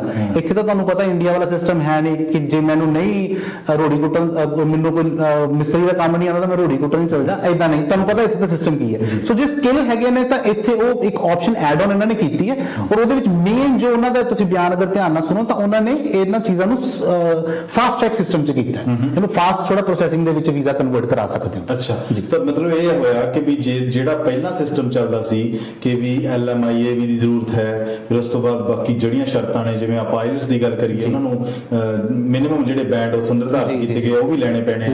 ਸੋ ਉਸ ਤੋਂ ਬਾਅਦ ਕਿਤੇ ਜਾ ਕੇ ਵਰਕ ਪਰਮਿਟ ਦੇ ਵਿੱਚ ਹੋਣਾ। ਔਰ ਤੁਹਾਨੂੰ ਕੀ ਲੱਗਦਾ ਜਦੋਂ ਵਰਕ ਪਰਮਿਟ ਦੀ ਗੱਲ ਹੁੰਦੀ ਹੈ, ਜਿਵੇਂ ਕਿ ਪਹਿਲਾਂ ਆਪਾਂ ਇੱਕ ਦੋ ਪ੍ਰੋਗਰਾਮ ਮੈਂ ਪਹਿਲਾਂ ਵੀ ਕਰ ਚੁੱਕਿਆ, ਔਰ ਇੱਥੇ ਮੇਰੇ ਪ੍ਰੋਗਰਾਮ ਦੇ ਵਿੱਚ MPPs MP ਵੀ ਇੱਥੇ ਆਏ ਔਰ ਉਹਨਾਂ ਨਾਲ ਵੀ ਇਹ ਸਵਾਲ ਕੀਤੇ ਵੀ ਜਿਹੜਾ LMIA ਦਾ ਫਰਾਡ ਹੈ ਉਹ ਰੁਕਣ ਦਾ ਨਾਮ ਨਹੀਂ ਲੈ ਰਿਹਾ। ਤੇ ਜਦੋਂ ਹੁਣ ਜਿਹੜੇ ਵਿਜ਼ਟਰ ਆਏ ਹੋਏ ਆ, ਜਦੋਂ ਆਪਣਾ ਵਰਕ ਪਰਮਿਟ ਦੇ ਵਿੱਚ ਕਨਵਰਟ ਕਰਨਗੇ ਆਪਣੇ ਵੀਜ਼ੇ ਨੂੰ, ਤਾਂ LMIA ਇਹਨਾਂ ਨੂੰ ਲੈਣੀ ਪੈਣੀ ਹੈ। ਕੀ ਤੁਹਾਨੂੰ ਕੀ ਲੱਗਦਾ ਫਿਰ ਇਹ ਫਰਾਡ ਹੁਣ ਵਧੇਗਾ ਕਿ ਘਟੇਗਾ? ਸਰ ਜੇ ਤਾਂ ਅਸੀਂ ਇਨਸਾਈਡ ਕੈਨੇਡਾ ਦੀ ਗੱਲ ਕਰੀਏ ਤਾਂ ਇਹ ਫਰਾਡ ਇੰਨਾ ਜ਼ਿਆਦਾ ਨਹੀਂ ਹੋ ਸਕਦਾ। ਜੇ ਇੱਕ ਰੁੱਖ, ਇੱਕ ਦਰਖਤ ਖਰਾਬ ਹੋਇਆ ਨਾ, ਉਹਦੇ ਪਿੱਛੇ ਕੋਈ ਕਾਰਨ ਹੈ, ਇੱਕ ਜਗ੍ਹਾ ਤੋਂ ਖਰਾਬ ਹੋਣਾ ਸ਼ੁਰੂ ਹੋਇਆ ਸੀ ਤਾਂ ਹੌਲੀ ਹੌਲੀ ਖਰਾਬ ਹੋਇਆ ਹੈ। ਸਾਨੂੰ ਇਹ ਚੀਜ਼ ਪਹਿਲਾਂ ਇਹ ਚੀਜ਼ ਦੀ ਗਹਿਰਾਈ 'ਚ ਜਾਣਾ ਪੈਣਾ ਕਿ ਜੇ ਅੱਜ LMIA ਦੇ ਨਾਮ, ਤੁਸੀਂ ਮੈਨੂੰ ਇਹ ਕੁਐਸਚਨ ਪੁੱਟ ਕੀਤਾ ਕਿ LMIA ਦੇ ਨਾਮ ਤੇ ਠੱਗੀ ਹੁੰਦੀ ਹੈ, ਇਹ ਠੱਗੀ ਕਿੱਥੇ ਹੁੰਦੀ, ਕਿੱਦਾਂ ਸ਼ੁਰੂ ਹੋਈ ਹੈ? ਸ਼ੁਰੂ ਕੈਨੇਡਾ ਤੋਂ ਹੀ ਹੋਈ ਹੈ, ਨੋ ਡਾਊਟ, ਬਟ ਇਹਦਾ ਬਹੁਤ ਵੱਡਾ ਇਸ ਟਾਈਮ ਜੋ ਹੱਬ ਹੈ ਉਹ ਇੰਡੀਆ ਬਣ ਚੁੱਕਿਆ ਹੈ। ਇੰਡੀਆ ਦੇ ਵਿੱਚ ਪੰਜਾਬ 'ਚ ਦੋ ਸ਼ਹਿਰ ਨੇ, ਇੱਕ ਮੋਹਾਲੀ, ਇੱਕ ਲੁਧਿਆਣਾ, ਜਿੱਥੋਂ 99% ਵਰਕ ਵੀਜ਼ਾ ਵਾਲੀ ਫੇਕ ਦੀ ਗੇਮ ਜਾਂ LMIA ਫੇਕ ਦੀ ਗੇਮ ਚੱਲਦੀ ਹੈ। ਇੱਕ LMIA ਮਨਜੀਤ ਸਿੰਘ ਦੇ ਨਾਮ ਦਾ ਇਸ਼ੂ ਹੋ ਗਿਆ ਤਾਂ ਉਹ LMIA ਨੂੰ ਸ਼ਾਇਦ 200 ਬੰਦਿਆਂ ਨੂੰ ਵੰਡ ਕੇ ਉਹਨਾਂ ਨੇ 2-2 ਲੱਖ ਰੁਪਏ ਇਕੱਠਾ ਕਰਨਾ। ਇਹ ਅਸਲ 'ਚ ਫੈਕਟ ਹੈਗੇ ਆ। ਮੈਂ ਜਿਹੜੀ ਚੀਜ਼ ਦਾ ਵੀ ਤੁਹਾਨੂੰ ਆਨਸਰ ਕਰਾਂਗਾ ਉਹ ਚੀਜ਼ ਦੇ ਫੈਕਟ ਹੋਣਗੇ, ਜਿਹੜੀ ਚੀਜ਼ਾਂ ਮੇਰੀ ਅੱਖੀ ਦੇਖੀਆਂ, ਜਿਹੜੇ ਪ੍ਰੈਕਟੀਕਲ ਕੀਤੇ ਹੋਏ। ਬਾਕੀ ਇੱਥੇ ਜਿਹੜਾ ਸਿਸਟਮ ਹੁਣ ਚੱਲਦਾ ਪਿਆ, ਨੋ ਡਾਊਟ ਜਦੋਂ ਇੱਕ ਚੀਜ਼ ਬਹਾ ਦੇ ਨਾਲ ਆਉਂਦੀ ਹੈ ਤਾਂ ਕਈ ਚੀਜ਼ਾਂ ਨਾਲ ਨਿਕਲ ਜਾਂਦੀਆਂ ਹਨ। ਹੁਣ ਬਹਾ ਆਇਆ, ਇੱਕ ਕੀ ਪਤਾ ਵਰਕ ਵੀਜ਼ੇ ਸੌਖੇ ਦੇਣੇ ਸ਼ੁਰੂ ਕਰਨ ਤਾਂ ਕਈ ਫੇਕ ਕੰਮ ਵੀ ਨਿਕਲਦੇ ਰਹਿਣ ਲੋਕਾਂ ਦੇ, ਬਟ ਮੈਂ ਕਿਸੇ ਨੂੰ ਗਾਈਡ ਨਹੀਂ ਕਰਾਂਗਾ ਨਾ ਹੀ, ਕਿਉਂਕਿ ਇੱਕ ਵਾਰੀ ਫੇਕ ਕੰਮ ਕਰ ਲਓਗੇ, ਕਿਸੇ ਦੀ ਪ੍ਰੋਫਾਈਲ ਕ੍ਰੀਏਟ ਕਰਕੇ ਤੁਸੀਂ LMIA ਵਰਕ ਵੀਜ਼ਾ ਦਵਾ ਲਓਗੇ। ਬਟ ਵਰਕ ਵੀਜ਼ਾ ਭਾਜੀ ਰੇਸ ਖਤਮ ਉੱਥੇ ਨਹੀਂ ਹੁੰਦੀ, ਰੇਸ ਖਤਮ ਹੁੰਦੀ PR ਤੇ ਸਿਟੀਜ਼ਨਸ਼ਿਪ ਤੇ। ਕੱਲ ਨੂੰ ਜਦੋਂ PR ਇੱਥੇ ਲੈਣੀ ਤੇ ਸਾਰਾ ਕੁਝ ਸਿਸਟਮੈਟਿਕ, ਤੁਸੀਂ ਮੇਰੇ ਤੋਂ ਬਹੁਤ ਜ਼ਿਆਦਾ ਜਾਣਦੇ ਹੋ।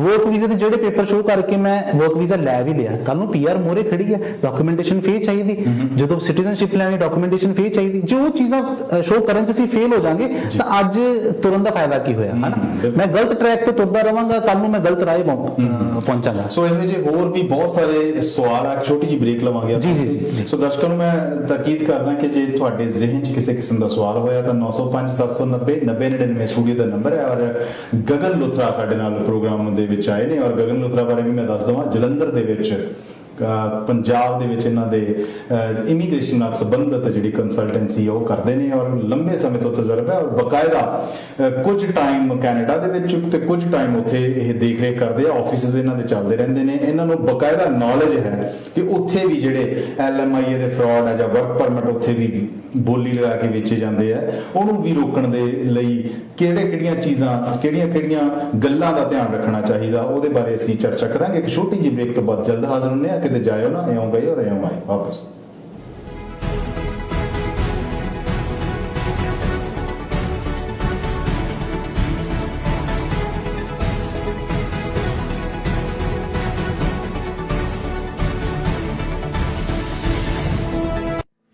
ਵਰਗੀ ਜ਼ਿੰਦਗੀ, ਕਦੇ ਰੋਵਾਂ ਕਦੇ ਹੱਸਾਂ, ਕੁਛ ਐਦਾਂ ਦੀਆਂ ਨੇ ਸਾਡੇ ਕੈਨੇਡਾ ਦੀਆਂ ਸੱਥਾਂ।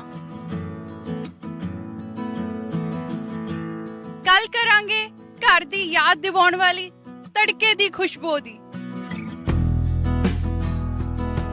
ਤੇ ਜ਼ਿੰਦਗੀ ਦੀਆਂ ਮੁਸ਼ਕਿਲਾਂ ਨਾਲ ਰੂਬਰੂ ਕਰਵਾਉਂਦੀ ਸਟੂਡੈਂਟ ਲਾਈਫ ਦੀ। ਰਸਤਿਆਂ ਦੇ ਮੁਸਾਫਿਰ ਟਰੱਕ ਡਰਾਈਵਰਾਂ ਦੀ ਤੇ ਦਿਲ ਨੂੰ ਬਹਿਲਾਉਣ ਵਾਲੀਆਂ ਬੀਬੀਆਂ ਦੀਆਂ ਨਿਵੇਕਲੀਆਂ ਗੱਲਾਂ ਦੀ। ਪ੍ਰੋਗਰਾਮ ਵਿਜ਼ਨ ਔਨ ਲੋਕੇਸ਼ਨ 'ਚ ਗੱਲ ਕਰਾਂਗੇ ਤੁਹਾਡੇ ਨਾਲ, ਤੁਹਾਡੇ ਬਾਰੇ ਔਰ ਤੁਹਾਡੇ ਹੀ ਦਰਬਾਰ 'ਚ।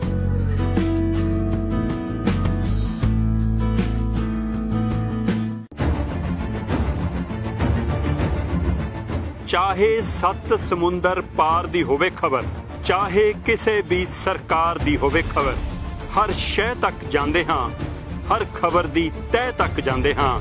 ਪੰਜਾਬ ਦੀ ਟੀਸ, ਪੰਜਾਬ ਦਾ ਦਰਦ ਵੀ ਖੋਲ ਸੁਣਾਉਂਦੇ ਹਾਂ। ਹਰ ਖਬਰ ਦੀ ਲੈਂਦੇ ਹਾਂ ਖਬਰ, ਪ੍ਰੋਗਰਾਮ ਖਬਰਾਂ ਦੀ ਖਬਰ ਵਿੱਚ ਮੇਰੇ ਨਾਲ ਜਾਣੀ ਕਿ ਦੀਪਕ ਸ਼ਰਮਾ ਚਨਾਥਲ ਨਾਲ ਸ਼ਾਮੀ 8:30 ਵਜੇ ਸੋਮਵਾਰ ਤੋਂ ਸ਼ੁੱਕਰਵਾਰ ਤੱਕ ਦੇਖਣਾ ਨਾ ਭੁੱਲਣਾ ਖਬਰਾਂ ਦੀ ਖਬਰ।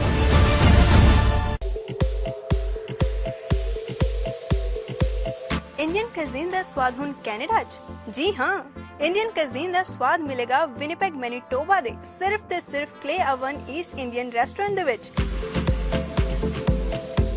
वो भी किसी एक जगह नहीं बल्कि clay oven East Indian restaurant serves you on 3 locations. For memorable food and exceptional value, you can contact us at. You can also mail us at. मैं क्या आओ जी, मैं क्या बैठो जी, मैं क्या जी दो साडा साथ। आजो आजो आजो बैठो टीवी दे पास। हसीए हसाइए जीतो नाल ते बल दे नाल ਅਸੀਂ ਖੜਾਵਾਂਗੇ ਤੁਹਾਡੇ ਸਾਰਿਆਂ ਦੇ ਦਿਲ ਦੀਆਂ ਕਮੀਆਂ। ਜਦੋਂ ਵੇਖੋਗੇ ਵਿਜ਼ਨ ਪੰਜਾਬ ਤੇ ਜਮਨੀਆਂ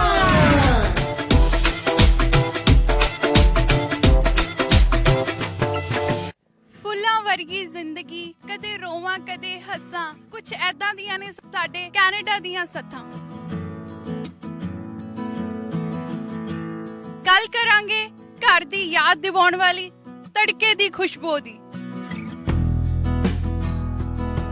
ਤੇ ਜ਼ਿੰਦਗੀ ਦੀਆਂ ਮੁਸ਼ਕਿਲਾਂ ਨਾਲ ਰੂਬਰੂ ਕਰਵਾਉਂਦੀ ਸਟੂਡੈਂਟ ਲਾਈਫ ਦੀ। ਰਸਤਿਆਂ ਦੇ ਮੁਸਾਫਿਰ ਟਰੱਕ ਡਰਾਈਵਰਾਂ ਦੀ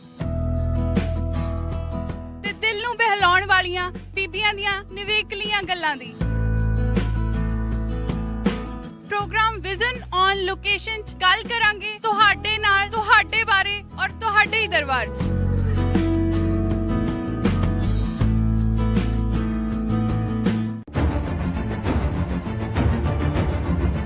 ਚਾਹੇ 7 ਸਮੁੰਦਰ ਪਾਰ ਦੀ ਹੋਵੇ ਖਬਰ, ਚਾਹੇ ਕਿਸੇ ਵੀ ਸਰਕਾਰ ਦੀ ਹੋਵੇ ਖਬਰ, ਹਰ ਸ਼ੈ ਤੱਕ ਜਾਂਦੇ ਹਾਂ, ਹਰ ਖਬਰ ਦੀ ਤਹਿ ਤੱਕ ਜਾਂਦੇ ਹਾਂ। ਪੰਜਾਬ ਦੀ ਟੀਸ, ਪੰਜਾਬ ਦਾ ਦਰਦ ਵੀ ਖੋਲ ਸੁਣਾਉਂਦੇ ਹਾਂ। ਹਰ ਖਬਰ ਦੀ ਲੈਂਦੇ ਹਾਂ ਖਬਰ, ਪ੍ਰੋਗਰਾਮ ਖਬਰਾਂ ਦੀ ਖਬਰ ਵਿੱਚ ਮੇਰੇ ਨਾਲ ਜਾਣੀ ਕਿ ਦੀਪਕ ਸ਼ਰਮਾ ਚਨਾਥਲ ਨਾਲ ਸ਼ਾਮੀ 8:30 ਵਜੇ ਸੋਮਵਾਰ ਤੋਂ ਸ਼ੁੱਕਰਵਾਰ ਤੱਕ ਦੇਖਣਾ ਨਾ ਭੁੱਲਣਾ ਖਬਰਾਂ ਦੀ ਖਬਰ।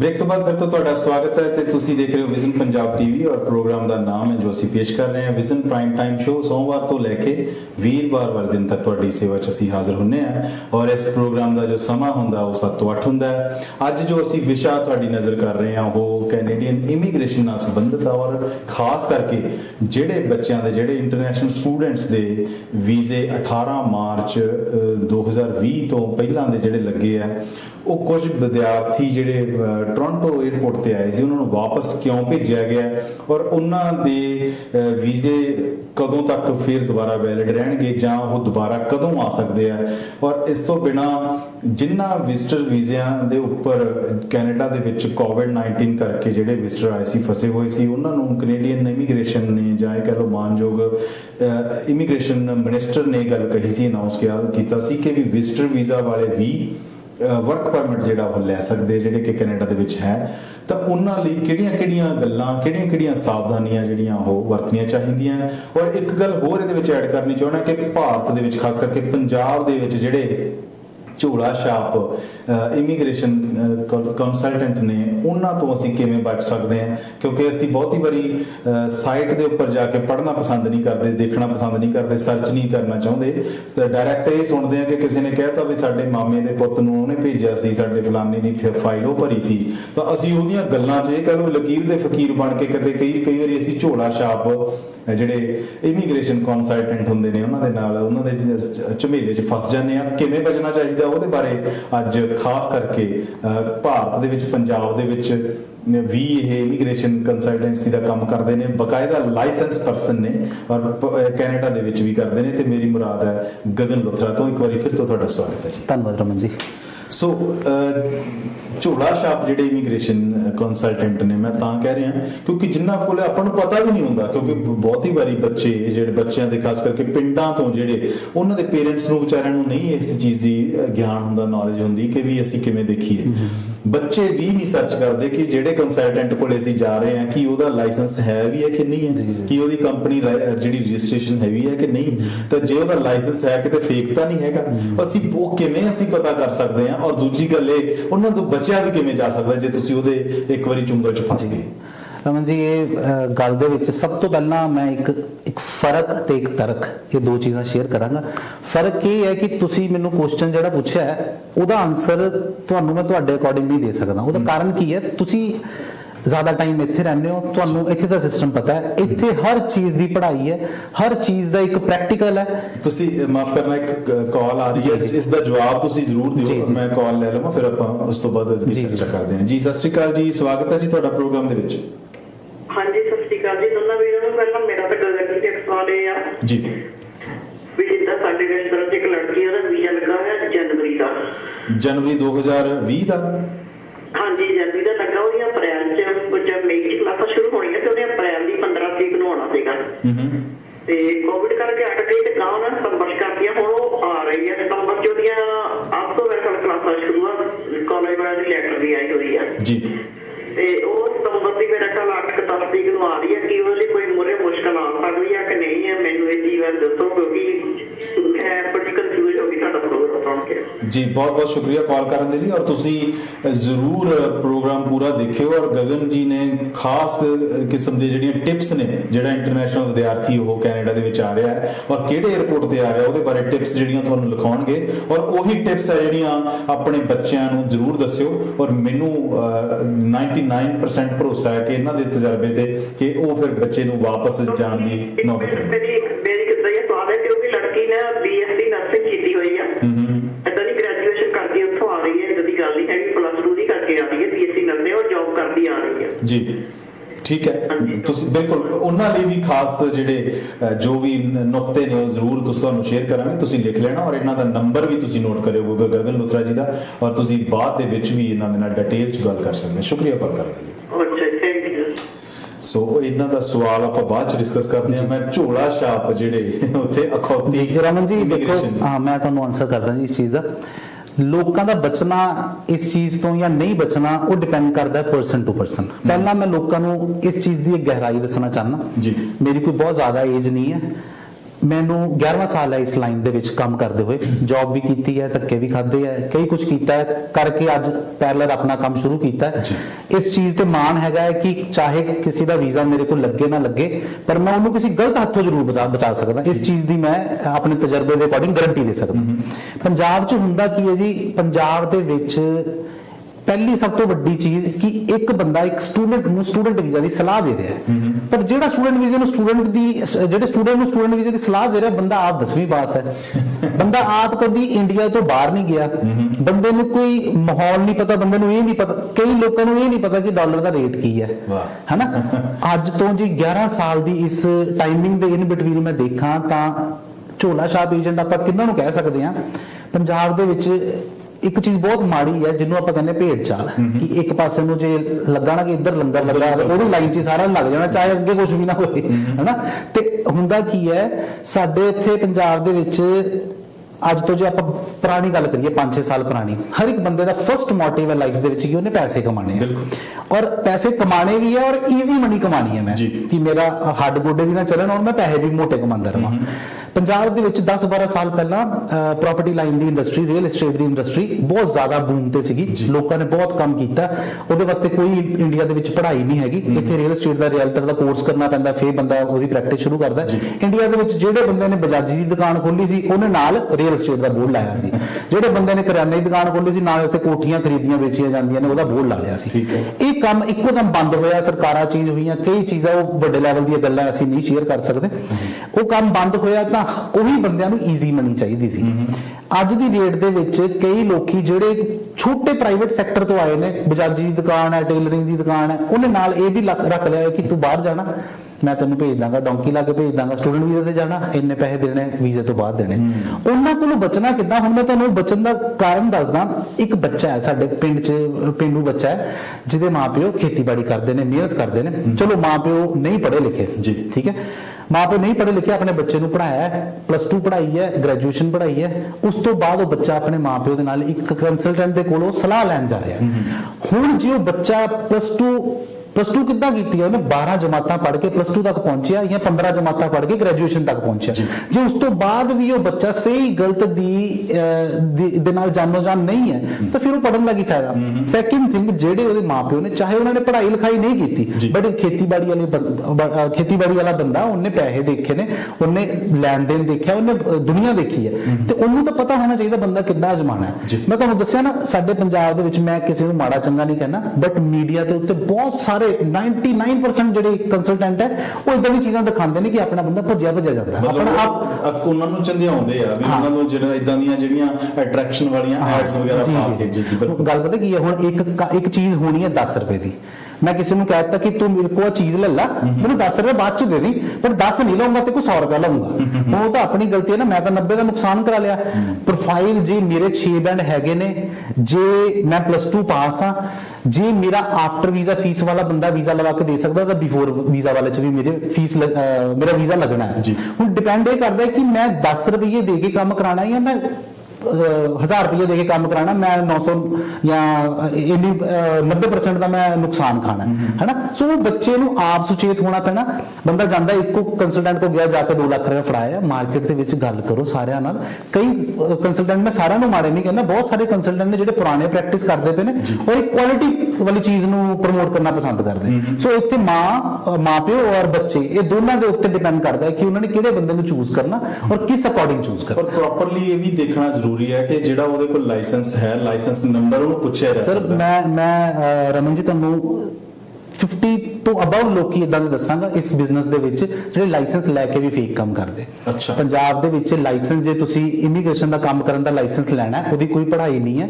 ਇੱਥੇ ਤੁਸੀਂ ਇੱਕ ਗੱਡੀ ਦਾ ਲਾਇਸੈਂਸ ਵੀ ਲੈਣਾ ਹੋਵੇ ਨਾ ਤਾਂ ਬੰਦਾ ਸਟੱਡੀ ਕਰ 2 ਮਹੀਨੇ ਖਰਾਬ ਹੁੰਦਾ ਕਿ ਮੇਰੇ ਕੋਲ ਪੜ੍ਹਿਆ ਨਹੀਂ ਜਾਣਾ। ਉੱਥੇ ਏਡੇ ਵੱਡੇ ਅਦਾਰੇ ਦਾ ਇੱਕ ਦਫ਼ਤਰ, ਏਡੇ ਵੱਡੇ ਸੈਕਟਰ ਦਾ ਇੱਕ ਤੁਸੀਂ ਦਫ਼ਤਰ ਖੋਲਣਾ ਹੋਵੇ, ਤੁਸੀਂ 50,000 ਰੁਪਏ ਸਰਕਾਰ ਨੂੰ ਦੇ ਦਿਓ, 50,000 ਰੁਪਏ ਦੇ ਵਿੱਚ ਤੁਹਾਡਾ ਲਾਇਸੈਂਸ ਆ ਜਾਂਦਾ।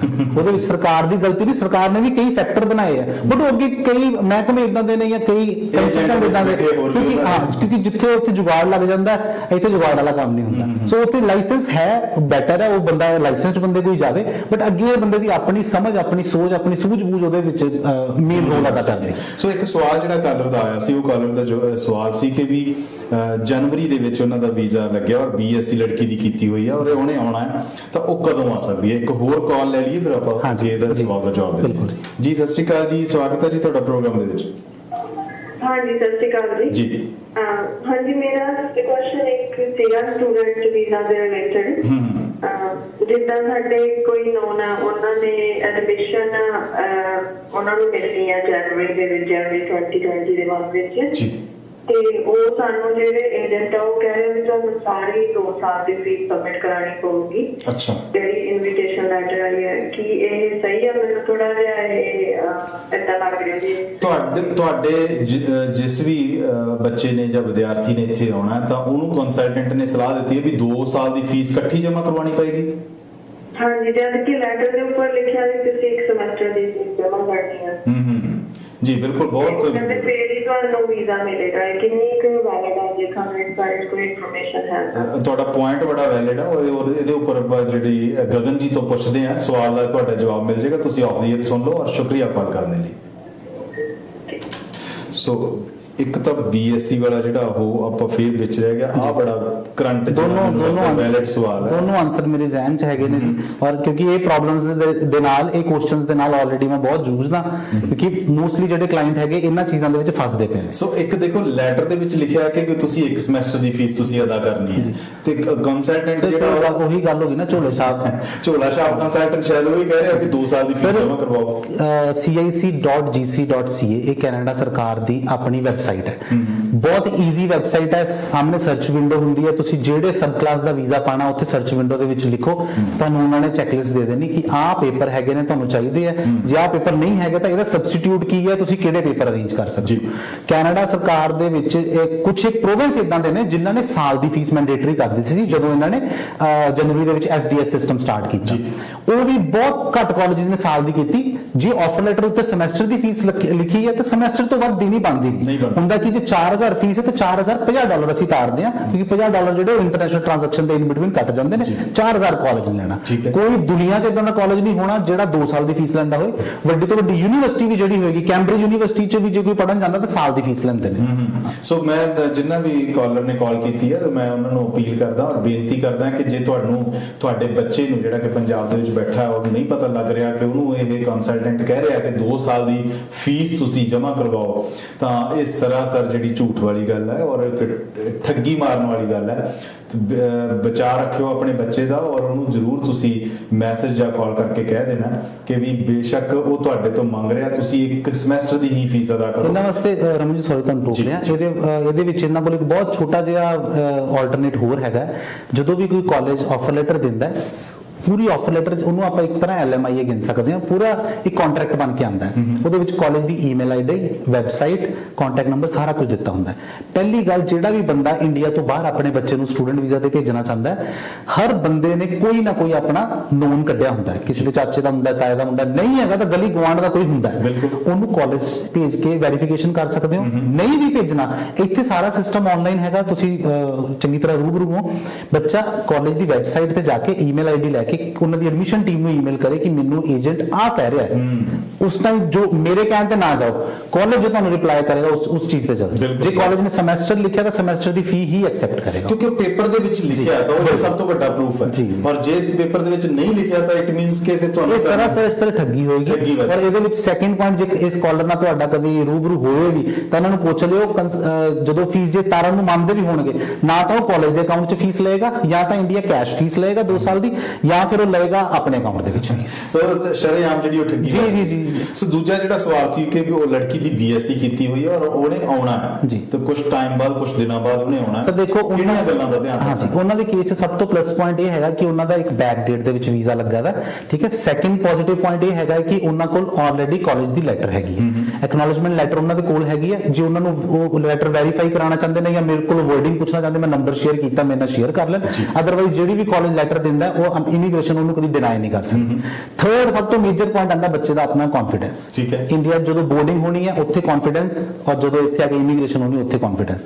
ਪੇਪਰ ਤੇ ਜਿਹੜਾ ਤੁਹਾਡੇ ਕੋਲ ਹੈ ਹੀ ਹੈ। ਔਰ ਨਾਲ ਉਹਨਾਂ ਨੂੰ ਇੱਕ ਸਲਾਹ ਮੈਂ ਇਹ ਜ਼ਰੂਰ ਦਵਾਂਗਾ ਕਿ ਇੰਡੀਆ ਤੋਂ ਆਉਣ ਲੱਗੇ, ਜਿੱਦਾਂ ਮੈਂ ਪਹਿਲਾ ਪੁਆਇੰਟ ਦੱਸਿਆ ਸੀ, ਇੰਡੀਆ ਤੋਂ ਆਉਣ ਲੱਗੇ ਆਪਣਾ ਮੈਡੀਕਲ ਜ਼ਰੂਰ ਕਰਵਾ ਕੇ ਆਉਣ, ਜਿਹੜਾ ਮੈਡੀਕਲ 96 ਆਵਰਸ ਵੈਲਿਡ ਹੋਵੇ। ਮਤਲਬ 96 ਆਵਰ ਜਿਹੜਾ 96। ਸੋ ਮੈਂ ਦਰਸ਼ਕਾਂ ਨੂੰ ਵੀ ਦੱਸ ਦਵਾਂ ਜਿਹੜੇ ਕਿ ਥੋੜੀ ਸੌਖੀ ਭਾਸ਼ਾ ਦੇ ਵਿੱਚ, ਕਿ ਜੇ ਕਿਸੇ ਵਿਦਿਆਰਥੀ ਨੂੰ ਜਿਹੜੀ ਵੈਲਿਡ ਜਿਹੜੀ ਪੇਪਰ ਮਿਲ ਚੁੱਕੀ ਹੈ ਕਾਲਜ ਦੇ ਵੱਲੋਂ, ਜਿਹੜੀ ਜਿਹਨੂੰ ਆਪਾਂ ਲੈਟਰ ਕਹਿੰਦੇ ਆ, ਅਪਰੂਵਲ ਲੈਟਰ ਮਿਲ ਚੁੱਕੀ ਹੈ, ਤਾਂ ਉਹ ਤੁਸੀਂ ਨਾਲ ਲੈ ਕੇ ਆਓ। ਔਰ 96 ਘੰਟਿਆਂ ਤੋਂ ਜ਼ਿਆਦਾ ਪੁਰਾਣਾ ਤੁਹਾਡਾ ਮੈਡੀਕਲ ਨਹੀਂ ਹੋਣਾ ਚਾਹੀਦਾ। ਉਹ 96 ਘੰਟੇ ਦੇ ਬਿਟਵੀਨ ਜਿਹੜਾ ਵਿੱਚ ਦੇ ਵਿੱਚ ਹੋਵੇ ਤਾਂ ਉਹ ਮੈਡੀਕਲ ਮੰਨਿਆ ਜਾਏਗਾ, ਵੈਲਿਡ ਮੰਨਿਆ ਜਾਏਗਾ। ਔਰ ਮੈਨੂੰ ਲੱਗਦਾ ਹੈ, ਔਰ ਜਿਵੇਂ ਕਿ ਤਜਰਬਾ ਗਗਨ ਜੀ ਦਾ ਹੈ, ਕਿ ਵੀ ਤੁਹਾਨੂੰ ਫਿਰ ਇਮੀਗ੍ਰੇਸ਼ਨ ਆਫਿਸਰ ਕਿਸੇ ਵੀ ਕਿਸਮ ਦੀ ਮਨਾਹੀ ਨਹੀਂ ਕਰੇਗਾ, ਤੁਹਾਨੂੰ ਐਂਟਰੀ ਮਿਲਣ ਤੋਂ ਕਿਸੇ ਕਿਸਮ ਦੀ ਮਨਾਹੀ ਨਹੀਂ ਹੋ ਸਕਦੀ। ਤੁਸੀਂ ਖਾਸ ਕਰਕੇ ਇਹਨਾਂ ਗੱਲਾਂ ਦਾ ਧਿਆਨ ਰੱਖੋ।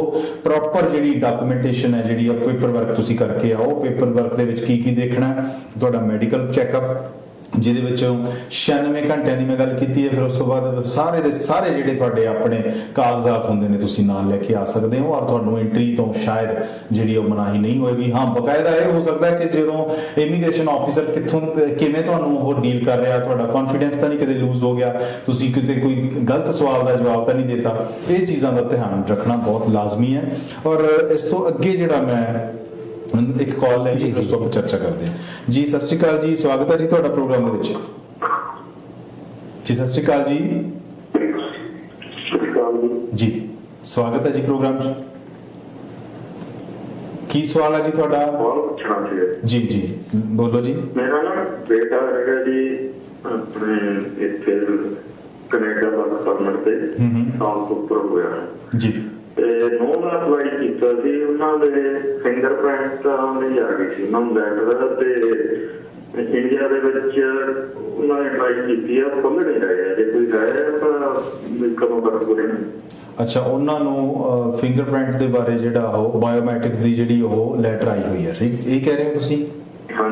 ਤਾਂ ਉਹਨਾਂ ਦੇ ਫਿੰਗਰਪ੍ਰਿੰਟ ਬਾਰੇ ਕੋਈ ਕਿਸੇ ਕਿਸਮ ਦੀ ਤੁਸੀਂ ਆਪਣੀ ਈਮੇਲ ਚੈੱਕ ਕਰਦੇ ਰਹਿਣਾ। ਔਰ ਕਈ ਕੇਸਿਸ ਦੇ ਵਿੱਚ ਕਿਤੇ ਨਾ ਕਿਤੇ ਜਿਹੜਾ ਬਾਇਓਮੈਟ੍ਰਿਕਸ ਹੈ ਜਿਹੜਾ ਉਹ ਸ਼ਾਇਦ ਵੇਵ ਵੀ ਕਰ ਰਿਹਾ, ਕਿਉਂਕਿ ਜਿਹੜੇ ਇਹ ਸੈਂਟਰ ਹਲੇ ਤੱਕ ਖੁੱਲੇ ਨਹੀਂ। ਤੁਸੀਂ ਇੱਥੇ ਚੈੱਕ ਕਰ ਲੈਣਾ। ਬਾਕੀ ਜਿਹੜਾ ਹੋਰ ਵੀ ਆਪਾਂ ਜਿਹੜੀ ਡਿਟੇਲ 'ਚ ਜਾਣਕਾਰੀ ਆਪਾਂ ਗਗਨ ਜੀ ਤੋਂ ਪ੍ਰਾਪਤ ਕਰਦੇ ਹਾਂ। ਕਾਲ ਕਰਨ ਲਈ ਸ਼ੁਕਰੀਆ ਜੀ। ਉਹਨਾਂ ਦਾ ਫਿੰਗਰਪ੍ਰਿੰਟ ਨਾਲ ਸੰਬੰਧਿਤ ਸਵਾਲ ਹੈ, ਤੇ ਉਸ ਤੋਂ ਬਾਅਦ ਜਿਹੜੇ ਹੋਰ ਵੀ ਵਿਸ਼ੇ ਆਪਾਂ ਉਹਦੇ ਪਰ ਚਰਚਾ ਕਰਾਂਗੇ। ਵੀ ਫਿੰਗਰਪ੍ਰਿੰਟ ਉਹਨਾਂ ਦਾ ਦੇ ਬਾਰੇ ਜਿਹੜਾ ਬਾਇਓਮੈਟ੍ਰਿਕਸ ਆਪਾਂ ਕਹਿੰਦੇ ਆ, ਵੀ ਉਹ ਆਇਆ ਹੋਇਆ ਲੈਟਰ, ਪਰ ਜਿਹੜੇ ਸੈਂਟਰ ਹੈ ਬਾਇਓਮੈਟ੍ਰਿਕ ਸੈਂਟਰ ਹੁੰਦੇ ਆ ਉਹ ਨਹੀਂ ਖੁੱਲੇ, ਤਾਂ ਉਹ ਕੀ ਸੋਲੂਸ਼ਨ ਹੈ? ਸਰ ਸੋਲੂਸ਼ਨ ਦੇਖੋ ਫਿਲਹਾਲ ਤਾਂ ਕੁਝ ਨਹੀਂ ਹੈ। ਹੁੰਦਾ ਕਿ ਜਦੋਂ ਅਸੀਂ ਫਾਈਲ ਲੌਂਚ ਕਰਦੇ ਹਾਂ ਤਾਂ ਬਾਇਓਮੈਟ੍ਰਿਕਸ ਕਲੈਕਸ਼ਨ ਲੈਟਰ ਆਉਂਦੀ ਹੈ।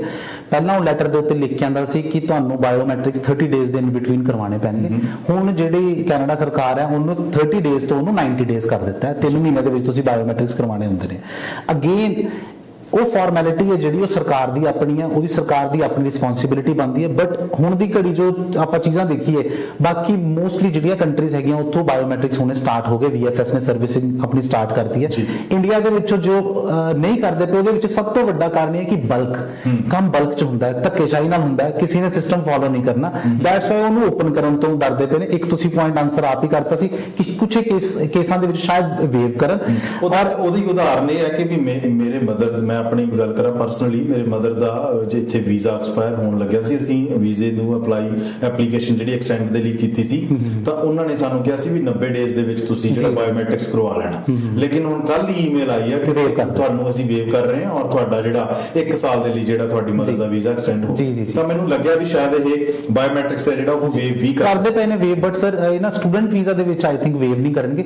ਇੱਕ ਇਹਦਾ ਹੋਰ ਆਉਣ ਵਾਲੇ ਟਾਈਮ 'ਚ ਸ਼ਾਇਦ ਆਲਟਰਨੇਟ ਆਏ। ਮੇਰੀ ਵੀ ਕਿਸੇ ਬੜੇ ਸੂਝਵਾਨ ਵਿਅਕਤੀ ਨਾਲ ਗੱਲ ਹੋਈ ਕਿ ਸ਼ਾਇਦ ਬਾਇਓਮੈਟ੍ਰਿਕਸ ਵਾਲੀ ਫੈਸਿਲਿਟੀ ਹੈ ਜਿਹੜੀ ਉਹ ਕੈਨੇਡਾ ਪਹੁੰਚ ਕੇ ਹੋਵੇ।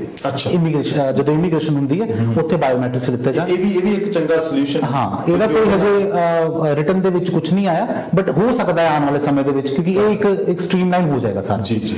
ਸੋ ਅੱਗੇ ਜਿਹੜੀਆਂ ਚੀਜ਼ਾਂ ਗੱਲ ਕਰਦੇ ਹਾਂ ਕਿ ਵੀ ਜਦੋਂ ਆਪਾਂ ਵਿਜ਼ਟਰਸ ਦੀ ਗੱਲ ਕਰਦੇ ਹਾਂ, ਵਿਜ਼ਟਰ ਵੀਜ਼ਾ ਦੇ ਬਾਰੇ ਵੀ ਇੱਕ ਖਾਸ ਜਿਹੜੀ ਅਪਡੇਟ ਹੁਣੀ ਹਾਲ ਹੀ ਦੇ ਵਿੱਚ ਲਾਂਚ ਹੋਈ ਹੈ। ਉਹ ਕਿਹੜੀ ਅਪਡੇਟ ਹੈ ਤੇ ਵਿਜ਼ਟਰਸ ਦੇ ਲਈ ਉਹ ਮੈਨੂੰ ਲੱਗਦਾ ਸ਼ਾਇਦ ਖੁਸ਼ਖਬਰੀ ਵੀ ਹੋਵੇ ਤਾਂ ਉਹ ਅਨਾਉਂਸ ਕਰ ਦਿਓ। ਜਦੋਂ ਦਾ ਇਹ ਕੋਵਿਡ ਆਇਆ ਨਾ, ਆਪਣੇ ਅਵੇਅਰਨੈਸ ਘੱਟ ਹੈ, ਇਸ ਕਰਕੇ ਅਸੀਂ ਥੋੜਾ ਜਿਹਾ ਅਵੇਅਰ ਲੋਕਾਂ ਨੂੰ ਇਸ ਟਾਈਪ ਨਾਲ ਕਰੀਦਾ ਕਿ ਬੰਦਾ ਥੋੜੇ ਪੜ੍ਹੇ ਲਿਖੇ ਵਾਲੇ ਪਾਸੇ ਜ਼ਿਆਦਾ ਜਾਵੇ। ਪਿਛਲੇ ਟਾਈਮ ਦੇ ਵਿੱਚ ਕੈਨੇਡਾ ਸਰਕਾਰ ਦੀ ਜਿਹੜੀ ਰਜਿਸਟਰਡ ਈਮੇਲ ਆਈਡੀ ਹੈ ਜਾਂ ਜਿਹੜੀ ਉਹਨਾਂ ਦੀ ਵੈਬਸਾਈਟ ਹੈ, ਉੱਤੇ ਇੰਨੀ ਜ਼ਿਆਦਾ ਸਰਚ ਹੋਈ ਵਿਜ਼ਟਰ ਵੀਜ਼ਾ ਨੂੰ ਲੈ ਕੇ ਕਿ 24 ਤੋਂ 48 ਘੰਟੇ ਵਾਸਤੇ ਉਹਨਾਂ ਦੀ ਵੈਬਸਾਈਟ ਕ੍ਰੈਸ਼ ਕਰ ਗਈ ਸੀ। ਤੇ ਸੋਚੋ ਲੋਕਾਂ ਦੇ ਵਿੱਚ ਕਿੰਨਾ ਹੁੰਗਾਰਾ ਹੋਏਗਾ ਪੰਜਾਬ ਤੋਂ ਜਾਂ ਇੰਡੀਆ ਦੇ ਵਿੱਚੋਂ ਇੱਥੇ ਆਉਣ ਦਾ। ਠੀਕ ਹੈ, ਉਹਦੇ ਵਿੱਚ ਪਿਛਲੇ ਕੁਝ ਦਿਨਾਂ ਦੇ ਵਿੱਚ ਇਹਨਾਂ ਨੇ ਇੱਕ ਹਾਈਲਾਈਟ ਕਰਕੇ ਨੋਟਿਸ ਆਪਣੀ CIC ਦੀ ਵੈਬਸਾਈਟ ਦੇ ਉੱਤੇ ਪਾਇਆ ਹੈ ਕਿ ਜਿਹੜਾ ਵੀ ਬੰਦਾ ਕੈਨੇਡਾ ਵਿਜ਼ਟਰ ਵੀਜ਼ਾ ਅਪਲਾਈ ਕਰਨਾ ਚਾਹੁੰਦਾ ਹੈ, you are welcome to apply. ਸਿਰਫ ਅਪਲਾਈ ਕਰਨ ਲਈ ਤੁਸੀਂ ਵੈਲਕਮ ਹੋ, ਅਸੀਂ ਤੁਹਾਨੂੰ ਵੀਜ਼ਾ ਵੀ ਦੇ ਦਾਂਗੇ, ਬਟ ਇੱਥੇ ਆਣਾ ਕਦੋਂ ਹੈ ਉਹ ਡਿਪੈਂਡ ਕਰਦਾ ਸਾਡੀ ਟਰੈਵਲ ਰਿਸਟ੍ਰਿਕਸ਼ਨਸ ਦੇ ਉੱਤੇ। ਉਹ ਜਿੱਦਾਂ ਕਿਉਂਕਿ ਹੁਣ ਸਾਰੀ ਦੁਨੀਆ ਇਸ ਚੀਜ਼ ਤੋਂ ਜੂਝਦੀ ਪਈ ਹੈ, ਜਦੋਂ ਰਿਸਟ੍ਰਿਕਸ਼ਨਸ ਖੁੱਲਣਗੀਆਂ ਉਦੋਂ ਬੰਦਾ ਟਰੈਵਲ ਕਰ ਸਕਦਾ, ਉਹ ਵੀ ਜੋ ਗਾਈਡਲਾਈਨਸ ਹੋਣਗੀਆਂ ਉਹਦੇ ਅਕੋਰਡਿੰਗ। ਬਟ ਤੁਸੀਂ ਵੀਜ਼ਾ ਆਪਣਾ ਪ੍ਰੋਸੈਸ ਕਰਾਣਾ, ਵੀਜ਼ਾ ਫਾਈਲਿੰਗ ਕਰਨੀ, ਉਹ ਸਟਾਰਟ ਹੋ ਗਈ ਹੈ। ਬਟ ਮੈਂ ਹਜੇ ਜੋ ਸੁਜੈਸਟ ਕਰਦਾ ਆਪਣੇ ਪਰਸਨਲ ਕਲਾਇੰਟਸ ਨੂੰ, ਮੈਂ ਹਜੇ ਕਹਿ ਰਿਹਾ ਕਿ 10-15 ਦਿਨ ਹੋਰ ਆਪਾਂ ਵੇਟ ਕਰੀਏ, ਸ਼ਾਇਦ ਮਿਡ ਆਫ ਦਿਸ ਮੰਥ ਦੇ ਵਿੱਚ ਕੋਈ ਨਵੀਂ ਅਪਡੇਟ ਆਉਣ ਦੀ ਪੂਰੀ ਯੋਜਨਾ ਹੈ ਸਰਕਾਰ ਜੀ। ਸੋ ਗਵਰਨਮੈਂਟ ਵੱਲੋਂ ਜਿਹੜੀ ਇੱਕ ਖਾਸ ਜਿਹੜੀ ਵਿਜ਼ਟਰਸ ਦੇ ਲਈ ਉਹ ਅਪਡੇਟ ਦਿੱਤੀ ਗਈ ਹੈ, ਪਾਈ ਗਈ ਹੈ ਸਾਈਟ ਦੇ ਉੱਪਰ ਕਿ ਵੀ ਉਹ ਵਿਜ਼ਟਰ ਵੀਜ਼ਾ ਦੇ ਲਈ ਜੇ ਕਿਸੇ ਤੁਸੀਂ ਆਪਣੇ ਖਾਸ ਮਿੱਤਰ ਪਿਆਰਿਆਂ ਨੂੰ, ਰਿਸ਼ਤੇਦਾਰਾਂ ਨੂੰ ਬੁਲਾਉਣਾ ਚਾਹੁੰਦੇ ਆ ਤਾਂ ਤੁਸੀਂ ਉਹਨਾਂ ਨੂੰ ਅਪਲਾਈ ਕਰ ਸਕਦੇ ਆ। ਪਰ ਅਪਲਾਈ ਕਰਨ ਦਾ ਮਤਲਬ ਇਹ ਨਹੀਂ ਹੈ ਕਿ ਤੁਹਾਨੂੰ ਵੀਜ਼ਾ ਮਿਲ ਗਿਆ ਤਾਂ ਤੁਸੀਂ ਜਹਾਜ਼ ਚੜ੍ਹ ਕੇ ਤੁਸੀਂ ਇੱਥੇ ਆ ਜਾਣਾ। ਅਪਲਾਈ ਕਰਨ ਤੋਂ ਬਾਅਦ ਵੀਜ਼ਾ ਵੀ ਮਿਲ ਸਕਦਾ, ਮਿਲ ਵੀ ਜਾਏਗਾ। ਔਰ ਜਦੋਂ ਗਗਨ ਜੀ ਨੇ ਦੱਸਿਆ ਕਿ ਜਦੋਂ ਇਹ ਟਰੈਵਲ ਦੀ ਰਿਸਟ੍ਰਿਕਸ਼ਨਸ ਹਟਣਗੀਆਂ, ਜਿਹੜੀਆਂ ਇਹ ਪਾਬੰਦੀਆਂ ਹਟਣਗੀਆਂ, ਉਸ ਤੋਂ ਬਾਅਦ ਇਹ ਫਾਈਨਲਾਈਜ਼ ਹੋਏਗਾ ਕਿ ਬੰਦਾ ਕਦੋਂ ਕੈਨੇਡਾ ਦੇ ਵਿੱਚ ਆ ਸਕਦਾ। ਲੇਕਿਨ ਵੀਜ਼ਾ ਜੇ ਤੁਸੀਂ ਲੈਣਾ ਚਾਹੁੰਦੇ ਆ, ਅਪਲਾਈ ਕਰਨਾ ਚਾਹੁੰਦੇ ਆ ਤਾਂ ਹੁਣ ਉਹ ਤੁਸੀਂ ਕਰਨ ਲਈ ਰੈਡੀ ਹੋ ਜਾਓ, ਕਰ ਸਕਦੇ ਆ ਤੁਸੀਂ। ਬਾਕੀ ਨਾਲ ਦੀ ਨਾਲ ਜੇ ਕਿਸੇ ਕਿਸਮ ਦੀ ਹੋਰ ਡਿਟੇਲ ਜਾਣਕਾਰੀ ਚਾਹੀਦੀ ਹੋਈ ਤਾਂ ਗਗਨ ਜੀ ਦੇ ਨਾਲ ਸੰਪਰਕ ਕਰ ਲਿਓ। ਇੱਕ ਵਾਰੀ ਨੰਬਰ ਆਪਣਾ ਅਨਾਉਂਸ ਕਰ ਦਿਓ। ਜੀ, ਮੇਰੇ ਜਲੰਧਰ ਦੇ ਵਿੱਚ 2 ਦਫ਼ਤਰ ਨੇ, ਕਿਸੇ ਨੇ ਪੰਜਾਬ, ਹਰਿਆਣਾ ਜਾਂ ਪੂਰੇ ਇੰਡੀਆ ਦੇ ਵਿੱਚ ਕਿਤੋਂ ਵੀ ਤੁਸੀਂ ਕੁਆਰੀ ਲੈਣੀ ਹੈ। ਜਲੰਧਰ ਮੇਰੇ 2 ਨੰਬਰ ਮੈਂ ਤੁਹਾਨੂੰ ਦੱਸ ਰਿਹਾ, 9872 51067, 9872 26067। ਇਹ 2 ਮੇਰੇ ਨੰਬਰ ਨੇ। ਇੱਥੇ ਮਿਸ ਕਾਲ ਛੱਡੋ, ਚਾਹੇ WhatsApp ਕਰ ਸਕਦੇ ਹੋ ਆਪਣੀ ਪ੍ਰੋਫਾਈਲ। ਜੇ ਤੁਸੀਂ ਮੇਰੇ ਨਾਲ ਡਾਇਰੈਕਟ ਗੱਲ ਕਰਨਾ ਚਾਹੁੰਦੇ ਹੋ, ਮੇਰੀ ਟੀਮ ਨਾਲ ਪਹਿਲਾਂ ਕੰਟੈਕਟ ਕਰੋ, ਤੁਹਾਡੀ ਪ੍ਰੋਫਾਈਲ ਨੂੰ ਬੇਸਿਕ ਅਸੈਸਮੈਂਟ ਦੇ ਕੇ ਫਿਰ ਮੇਰੇ ਨਾਲ ਉਹ ਗੱਲ ਕਰਾਂਗੇ। ਠੀਕ ਹੈ, ਫਿਰ ਜੋ ਹੁੰਦਾ ਹੋਇਆ ਤੁਹਾਡਾ ਫਿਊਚਰ ਵਾਈਜ਼ ਅਸੈਸਮੈਂਟ ਵਾਈਜ਼ ਉਹ ਮੈਂ ਤੁਹਾਨੂੰ ਗਾਈਡ ਕਰਾਂਗਾ। ਜੇ ਕਿਸੇ ਨੇ ਇਨਸਾਈਡ ਕੈਨੇਡਾ ਤੋਂ ਮੇਰੇ ਨਾਲ ਕੋਈ ਕੰਟੈਕਟ ਕਰਨਾ, ਕਿਸੇ ਵੀ ਤਰ੍ਹਾਂ ਦੀ ਇਮੀਗ੍ਰੇਸ਼ਨ ਰਿਲੇਟਡ ਕੁਐਰੀ, ਤੁਹਾਡਾ ਕਿਸੇ ਵੀ ਤਰ੍ਹਾਂ ਮਾਈਂਡ ਇੱਕ ਵੇਵਰਿੰਗ ਮਾਈਂਡ ਹੋਇਆ ਦਾ ਆਪਣੇ ਕਿਸੇ ਕੁਐਸਚਨ ਨੂੰ ਲੈ ਕੇ ਉਹਦੀ ਇੱਕ ਜੈਨੂਇਨ ਸਲਾਹ ਲੈਣੀ, ਤਾਂ ਮੈਨੂੰ ਤੁਸੀਂ ਕਾਲ ਕਰ ਸਕਦੇ ਹੋ। ਮੇਰੀ ਕੋਈ ਫੀਸ ਨਹੀਂ ਹੈਗੀ ਸਲਾਹ ਦੇਣ ਦੀ। ਮੇਰਾ ਇੱਥੇ ਦਾ ਨੰਬਰ ਹੈ 4163016650। ਸੋ ਜਿਹੜੀਆਂ ਇਹ ਚੀਜ਼ਾਂ ਫਿਰ ਉੱਥੇ ਆ ਕੇ ਗੱਲ ਖੜ ਜਾਂਦੀ ਹੈ ਕਿ ਵੀ ਆਪਾਂ ਇੰਟਰਨੈਸ਼ਨਲ ਸਟੂਡੈਂਟਸ ਦੀ ਗੱਲ ਕਰੀਏ, ਫਿਰ ਵਿਜ਼ਟਰਸ ਦੀ ਗੱਲ ਕਰੀਏ, ਸਾਰਿਆਂ ਅੰਦਰ ਕਿਉਰਿਓਸਿਟੀ ਹੁੰਦੀ ਹੈ ਕਿ ਅਸੀਂ ਜਲਦੀ ਜਾਈਏ। ਤਾਂ ਹੁਣ ਜਿਹੜਾ ਆਨਲਾਈਨ ਸਟੱਡੀ ਦੇ ਲਈ ਜਿਹੜੀਆਂ ਮੈਂ ਪਹਿਲਾਂ ਤੁਹਾਨੂੰ ਦੱਸਿਆ ਸੀਗਾ ਵੀ ਮੁਸ਼ਕਲਾਂ ਬਹੁਤ ਆ ਰਹੀਆਂ, ਕਿਉਂਕਿ ਉੱਥੇ ਕਈ ਪਿੰਡਾਂ ਦੇ ਵਿੱਚ ਇੰਟਰਨੈਟ ਦੀ ਵੀ ਸੁਵਿਧਾ ਨਹੀਂ ਹੈ, ਔਰ ਜਿਹੜੇ ਡਿਵਾਈਸਸ ਪ੍ਰੋਪਰ ਹੋਣੇ ਚਾਹੀਦੇ ਉਹਦੀ ਵੀ ਸੁਵਿਧਾ ਨਹੀਂ ਹੈ। ਤਾਂ ਫਿਰ ਉਹਨਾਂ ਲਈ ਕੋਈ ਇਸ ਤਰ੍ਹਾਂ ਦਾ ਖਾਸ ਵਿਕਲਪ ਹੈ, ਕੋਈ ਆਪਸ਼ਨ ਹੈ ਬੱਚਿਆਂ ਲਈ? ਸਰ ਦੇਖੋ, ਜਿਹੜਾ ਬੱਚਾ ਸਰਕਾਰ ਦੀ ਗਾਈਡਲਾਈਨਸ ਦੇ ਅਕੋਰਡਿੰਗ ਇੱਕ SPPSDS ਦੇ ਅੰਡਰ ਇੱਕ ਸਰਕਾਰੀ ਕਾਲਜ ਆ ਰਿਹਾ ਹੈ, ਉਹਨੂੰ ਤਾਂ ਇਹ ਸਾਰੀ ਚੀਜ਼ਾਂ ਅਵੇਲ ਕਰਨੀਆਂ ਹੀ ਪੈਣੀਆਂ। ਜਿਹੜਾ ਬੰਦਾ 20 ਲੱਖ ਰੁਪਇਆ ਲਾ ਕੇ, ਜੇ ਇੱਕ ਬੰਦਾ 20 ਲੱਖ ਰੁਪਇਆ ਲਾ ਕੇ ਆਪਣੇ ਬੱਚੇ ਨੂੰ ਸਟੂਡੈਂਟ ਵੀਜ਼ਾ ਤੇ ਭੇਜ ਰਿਹਾ, ਮੈਂ ਕਿਸੇ ਨੂੰ ਗਾਈਡ ਨਹੀਂ ਕਰਦਾ ਕਿ ਆਪਣੀ ਪੈਲੀ ਵੇਚ ਕੇ ਬੱਚਾ ਭੇਜੋ, ਮੈਂ ਕਿਸੇ ਨੂੰ ਗਾਈਡ ਨਹੀਂ ਕਰਦਾ ਕਿ ਆਪਣੀ ਜ਼ਮੀਨ ਜਾਇਦਾਦ ਗਹਿਣੇ ਰੱਖ ਕੇ ਬੱਚੇ ਨੂੰ ਭੇਜੋ। ਇਹ ਹੁੰਦਾ ਕਿ ਕਿਸੇ ਦੀ ਗੱਲ ਲਾਲ ਦੇਖ ਕੇ ਆਪਣੀ ਚਪੇੜਾ ਮਾਰ ਕੇ ਲਾਲ ਕਰਨੀ, ਇਹ ਕਦੀ ਵੀ ਨਾ ਕਰੋ। ਉਹ ਬੰਦਾ ਇਸ ਪਾਸੇ ਤੁਰੇ ਜਿਹੜਾ ਬੰਦਾ ਆਪਣੇ ਕੋਲ ਪਿੱਛੇ ਵੀ ਪੈਸੇ ਰੱਖ ਸਕਦਾ, ਜਿਹੜਾ ਬੰਦਾ ਫਿਰ 20 ਲੱਖ ਰੁਪਇਆ ਬੱਚੇ ਦੀ ਸਟੱਡੀ ਤੇ ਲਾ ਸਕਦਾ, ਭਾਜੀ ਉਹ 2000 ਰੁਪਇਆ ਮਹੀਨੇ ਦਾ ਇੰਟਰਨੈਟ ਤੇ ਵੀ ਲਗਾ ਸਕਦਾ ਹੈ ਨਾ। ਜੇ ਸਰਕਾਰੀ ਕਾਲਜ ਚ ਪੜ੍ਹਨਾ ਤਾਂ ਇਹ ਵਿਕਲਪ ਹੈ ਜਿਹੜਾ, ਇਹ ਜਿਹੜੀ ਆਨਲਾਈਨ ਸਟੱਡੀ ਹੈ, ਇਹ ਸਿਰਫ ਜਿਹੜੇ ਬੰਦੇ ਨੇ ਇੰਡੀਆ ਤੋਂ ਕੈਨੇਡਾ ਆਣਾ ਉਹਦੇ ਵਾਸਤੇ ਨਹੀਂ ਹੈ। ਹੁਣ ਮੇਰੇ ਕਈ ਬੰਦੇ ਨੋਨ ਇੱਥੇ ਹੈਗੇ ਨੇ ਜਿਨ੍ਹਾਂ ਨੇ ਕੈਨੇਡਾ ਤੋਂ ਲੰਡਨ ਪੜ੍ਹਨ ਜਾਣਾ ਸੀ, ਉਹ ਵੀ ਸਟੱਡੀ ਆਨਲਾਈਨ ਕਰਦੇ ਪਏ। ਉਹ ਤਾਂ WHO ਦੀ ਰਿਕੁਆਇਰਮੈਂਟ ਦੇ according world wide same system ਚੱਲਦਾ ਪਿਆ। ਉਹ ਤਾਂ ਇੰਨਾ ਕੁ ਤਾਂ ਬੱਚੇ, ਕਿਉਂਕਿ ਭਾਜੀ ਦੇਖੋ ਅੱਜ ਦੀ ਡੇਟ 'ਚ ਜੇ ਆਪਾਂ ਦੇਖੀਏ, ਇੱਕ ਬੇਸਿਕ ਤੁਹਾਨੂੰ ਐਗਜ਼ਾਮਪਲ ਦਵਾਂਗਾ, ਇੱਕ ਟਿਕਟੌਕ ਹੈ ਹਨਾ, ਇੱਕ ਐਪਲੀਕੇਸ਼ਨ ਹੈ। ਟਿਕਟੌਕ ਐਪਲੀਕੇਸ਼ਨ ਪੂਰੀ ਦੁਨੀਆ 'ਚ ਸਭ ਤੋਂ ਜ਼ਿਆਦਾ ਇੰਡੀਆ 'ਚ ਚੱਲਦੀ ਹੈ। ਦੱਸੋ ਇੰਡੀਆ 'ਚ ਇੰਟਰਨੈਟ ਨਹੀਂ ਹੋਏਗਾ?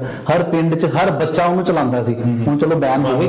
ਹਰ ਪਿੰਡ 'ਚ ਹਰ ਜਗ੍ਹਾ ਤੇ ਇੰਟਰਨੈਟ ਚੱਲਦਾ ਹੈ ਤਾਂ ਉਹ ਆਨਲਾਈਨ ਸਟੱਡੀ ਵਾਸਤੇ ਕਿਉਂ ਨਹੀਂ ਚੱਲ ਸਕਦਾ ਜੀ। ਸੋ ਕੋਵਿਡ ਦੇ ਚੱਲਦੇ ਆ, ਕੋਵਿਡ-19 ਦੇ ਚੱਲਦੇ ਆ, ਜਿਹੜੇ AIP ਹੈ, ਇਹ ਵੀਜ਼ਾ ਪ੍ਰੋਸੈਸਿੰਗ ਦੀ ਆਪਾਂ ਗੱਲ ਕਰ ਰਹੇ ਹਾਂ, ਉਹ AIP ਅਸਲ ਦੇ ਵਿੱਚ ਟਰਮ ਕੀ ਆ ਤੇ ਇਹਦੇ ਨਾਲ ਕਿਹੜੀਆਂ ਚੀਜ਼ਾਂ ਦਾ ਖਿਆਲ ਰੱਖਣਾ? ਸਰ ਇਹ ਜਿਹੜੇ ਇਮੀਗ੍ਰੇਸ਼ਨ ਮਿਨਿਸਟਰ ਨੇ ਇਹਨਾਂ ਦੇ ਜਿਹੜਾ ਫਸਟ ਬਿਆਨ ਆਇਆ ਸੀ ਸਟੂਡੈਂਟ ਵੀਜ਼ਾ ਵਾਲਿਆਂ ਨੂੰ ਲੈ ਕੇ, AIP ਦੀ ਫੁੱਲ ਫਾਰਮ ਹੈ approval in principal. Approval in principal means ਕਿ ਜਿਹੜਾ ਵੀ ਵੀਜ਼ਾ ਆਫਿਸਰ ਤੁਹਾਨੂੰ ਅਪਰੂਵਲ ਦੇ ਰਿਹਾ ਹੈ ਉਹਦੀਆਂ ਕੁਝ ਇੱਕ ਕੰਡੀਸ਼ਨਸ ਨੇ। ਅੱਜ ਤੋਂ ਜੇ ਆਪਾਂ 5 ਸਾਲ ਪਿੱਛੇ 6 ਸਾਲ ਪਿੱਛੇ ਚੱਲੀਏ, ਜਦੋਂ ਕੈਨੇਡਾ ਸਟੂਡੈਂਟ ਵੀਜ਼ਾ ਦਾ ਇੰਨਾ ਨਹੀਂ ਲੋਕਾਂ ਨੂੰ ਕਰੇਜ਼ ਚੜਿਆ ਸੀ, ਲੋਕੀ ਨਿਊਜ਼ੀਲੈਂਡ ਵਾਲੇ ਪਾਸੇ ਬਹੁਤ ਜਾਂਦੇ ਸੀ। ਨਿਊਜ਼ੀਲੈਂਡ ਉਦੋਂ ਅਪਰੂਵਲ ਇਨ ਪ੍ਰਿੰਸੀਪਲ, ਹਜੇ ਵੀ ਅਪਰੂਵਲ ਇਨ ਪ੍ਰਿੰਸੀਪਲ ਤੇ ਕੰਮ ਕਰਦਾ। ਉਹ ਚ ਹੁੰਦਾ ਕਿ ਬੰਦਾ ਆਪਣੀ ਆਨਲਾਈਨ ਫਾਈਲ ਲਗਾ ਦਿੰਦਾ, ਫਾਈਲ ਜਦੋਂ ਆਨਲਾਈਨ ਲੱਗ ਗਈ ਤੁਹਾਨੂੰ ਮੇਲ ਆ ਜਾਣੀ ਕਿ ਤੁਹਾਡਾ ਅੱਜ ਦੀ ਡੇਟ ਦੇ ਵਿੱਚ ਤੁਹਾਡੀ ਫਾਈਲ ਇਨ ਪ੍ਰੋਸੈਸ ਪੈ ਗਈ ਹੈ ਤੇ ਵੀਜ਼ਾ ਆਫਿਸਰ ਤੁਹਾਡੀ ਫਾਈਲ ਦੇ ਉੱਤੇ ਅਪਾਇੰਟ ਹੋ ਗਿਆ।